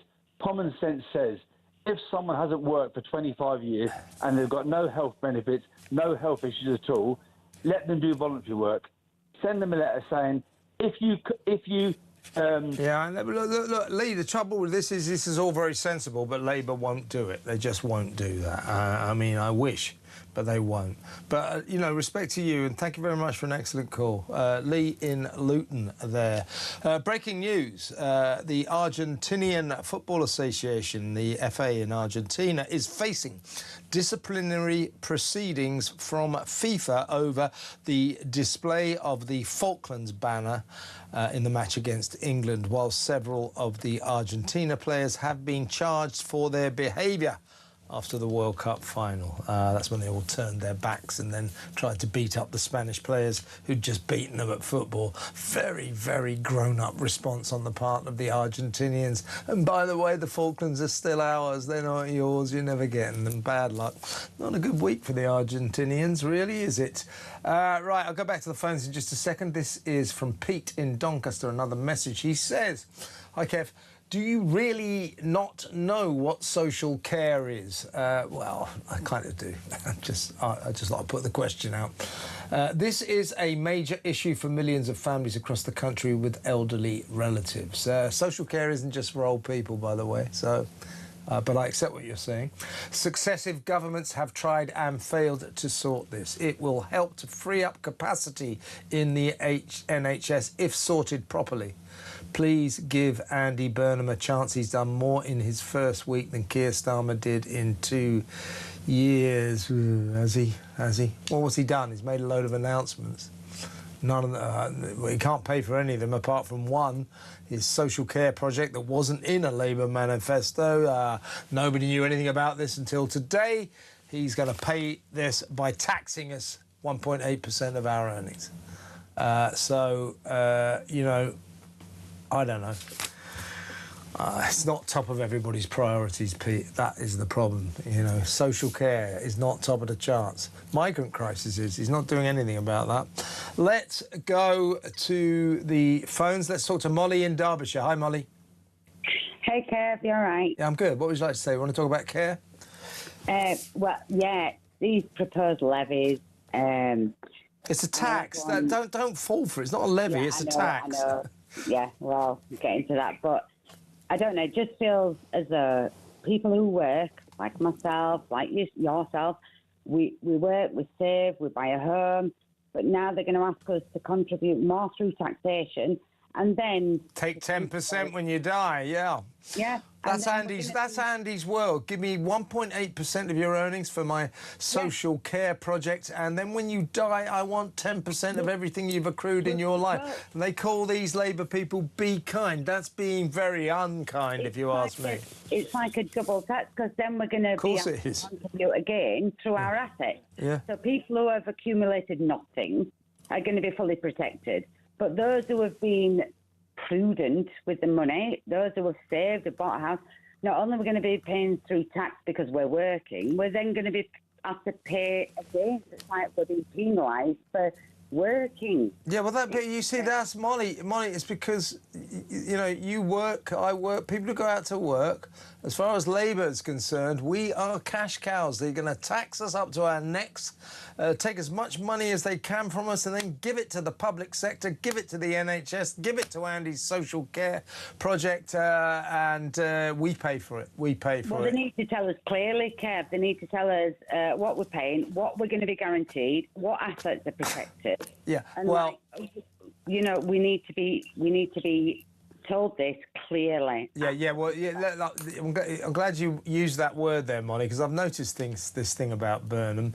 Every other sentence is, "I'm clear. I'm going to do this. I'm clear about this. I'm clear about this." Politicians who say they're clear about stuff are usually trying to pull the wool over our eyes. He's trying to pull the wool over our eyes with this social care project. I'm not against improving our social care. It obviously is a disaster, like most other things in this country, but it's going to cost a fortune, and I don't want 1.8% being taken off my earnings. So thank you very much, but no thanks. Molly, great call. Thank you very much. Call me again. That's Molly in Derbyshire. Shall we go to break? When we come back, more calls, more messages. Stick around, folks.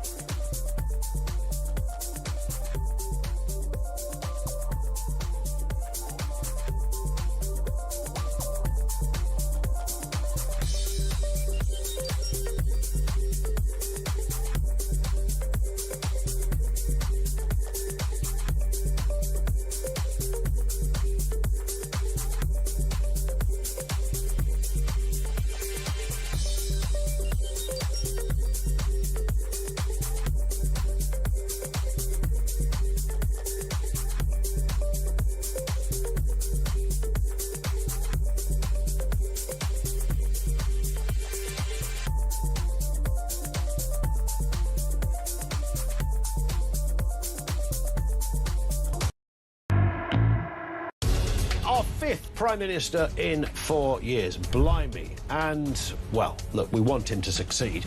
But will this one be any different? Andy Burnham, the new head honcho. 1 minute he was Mayor of Greater Manchester. What, a month and a bit ago, he wasn't even an MP. The next, he's holding keys to number 10. You know what? I'm trying so hard not to be cynical about it all, but I'm trying to keep, not hope. I'm sick of hearing about hope already. He's only been in government for 5 minutes, but I want them to succeed because I want Britain to succeed. across the UK. On DAB+, on YouTube, on your mobile, and on your side. This is Talk. Welcome back. Peter Cardwell will be in the studio in a little while to let you know what he's got lined up for your delectation between 7 p.m. and 10 p.m. In the meantime, let's go back to the phones. Let's talk to Matthew in Warrington. Hi, Matthew. Hi, Kevin. Great to speak to you, mate. This 1.8 tax that he's going to implement on everyone, right? And it is a tax. It's a tax. Right. It's like your road tax. Your road tax doesn't go to pay for roads. It'll all go in the pot and it'll get lost. It won't go to social care. Most social care, 95% of it is privately owned. And they charge the council £30 an hour or whatever to pay people £12.30 an hour, and they're making vast amount of money out of social care because it's privatised. So it's BS. I mean, to be fair, Matthew, and I'm not beating a drum for Andy Burnham, but I think that's the sort of thing he's trying to sort out. I mean, ironically, this guy is so obsessed with devolving power around the country to not centralising power. But what he wants to do with social care is to take it off the hands of the local authorities and make it a central system, centrally run. It'll take him years to do. There is that as well. I just think it's a fairly worthy cause, but it's incredibly expensive. And when did you hear anyone going around and saying, gosh, I wish this Prime Minister would sort our social care system out? Meanwhile, did you ever hear anyone go, God, I wish we could get a Prime Minister who would give us more mayors and more devolution? These are his obsessions. I don't hear anybody crying out for these, do you? No, there's no one crying out for it. We would like social care. I'd like my dear old mum when she needs help to be looked after. Yeah. But most people get looked after at home now. But then they're still going to make you sell your house, and then they're going to when you do sell your house, they're going to take 10% off the death tax. All you hear now, since Burnham's come in, all it is tax, and it's like that minister said, they're just looking around to see what we can tax us more for, and that's all we're going to do. Tax is a dirty word. We should be looking to be paying less tax, not more. And 1.8%, that's a lot of people. That's a pay rise every year. Yeah, no, exactly right. I mean, what we're talking about here is classic tax and spend Labour economic illiteracy. It's just like magic money tree. I've got this scheme, this scheme, this scheme. They're all going to cost billions of pounds. Where are you going to get the money from? Oh, I don't know. It'll turn up somehow. We'll just tax people. It's economically illiterate. It's the same old Labour story. We're going down the same dark alley. We really are, of the Labour governments of the past. Matthew, couldn't agree with you more. Good call. Thank you very much. Call me again. Matthew in Warrington there. Let's go to David in Gloucestershire. Hello, David. Hello, Kevin. How are you all? I'm OK. What would you like to say? Well, I was just doing the basic maths of this 1.8% levy, and if you're on £36,000 a year, that's just shy of £650 a year. Yeah, it's a significant tax, and I don't like the way he's calling it a levy, because that is a palpable, patent con. What he's trying to get round telling us is the truth. I'm going to hit you with a 1.8% tax rise. But it's not. But it's actually worse than that, because why I rang, everybody that works will pay it, but anybody that doesn't work won't pay it. Well, they don't pay taxes, generally speaking, do they? So how is it all going to work? And well, do you work? I work. We'll pay for it, Andy. That's how it'll work. But it's not as simple as that. He keeps saying he's going to kill off the private care companies. But it's not as simple as that. I'm blind.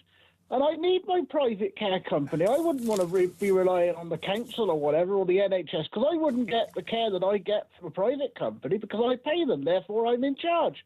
It would just become another postcode lottery. It's incoherent, I agree. I mean, it's a vague, vast plan that will cost a vast amount of money, and that he pretends that's the way to sort out the problems with the vastly expensive NHS. It's set up a vastly expensive social care system. I don't think so.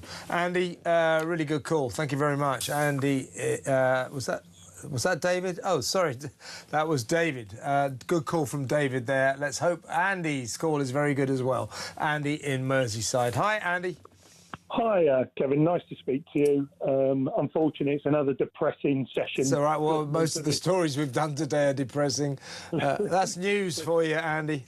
Listening. But what I wouldn't mind is if they've decided that this is going to be a levy, why not put a levy on people who are in receipt of benefits?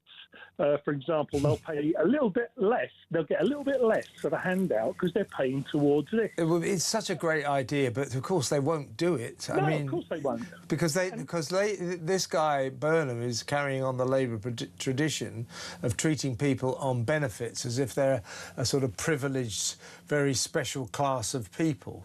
You know, whereas we worker bees, you know, we're just the idiots who have to supply the cash. So, you know, they won't be cutting anybody's benefits. You know, the only thing this government will do would be to increase people's benefits. It's Labour. There's a massive stream of money that the government can obtain and use towards the healthcare that's required for the indigenous people, and that's to stop the amount of money that we're paying that people land on our shores and break into our country. Well, yeah, do you know what, Andy? Funny you should say this. We believe that probably by the end of today, maybe as many as 1,000 migrants will have crossed the Channel. Certainly something like that. We know that by around about 2-3 o'clock, 500 are already pitched up on our south coast from France, and there were hundreds still out there. So say we get 1,000 migrants today. That will cost us over the next year, I think that's £40 million. I think that is £40 million for one day's worth of migrants. Do you see what I mean? Yeah. This is the kind of money that's being spent on an issue that our Prime Minister says is all in hand because Labour's plan to stop the boats is working. No, it's not. Well, Chairman Burnham spoke about it yesterday for the first time in a week. Yeah. And basically said Labour's plan is working, and it's not. Yeah, the plan's working.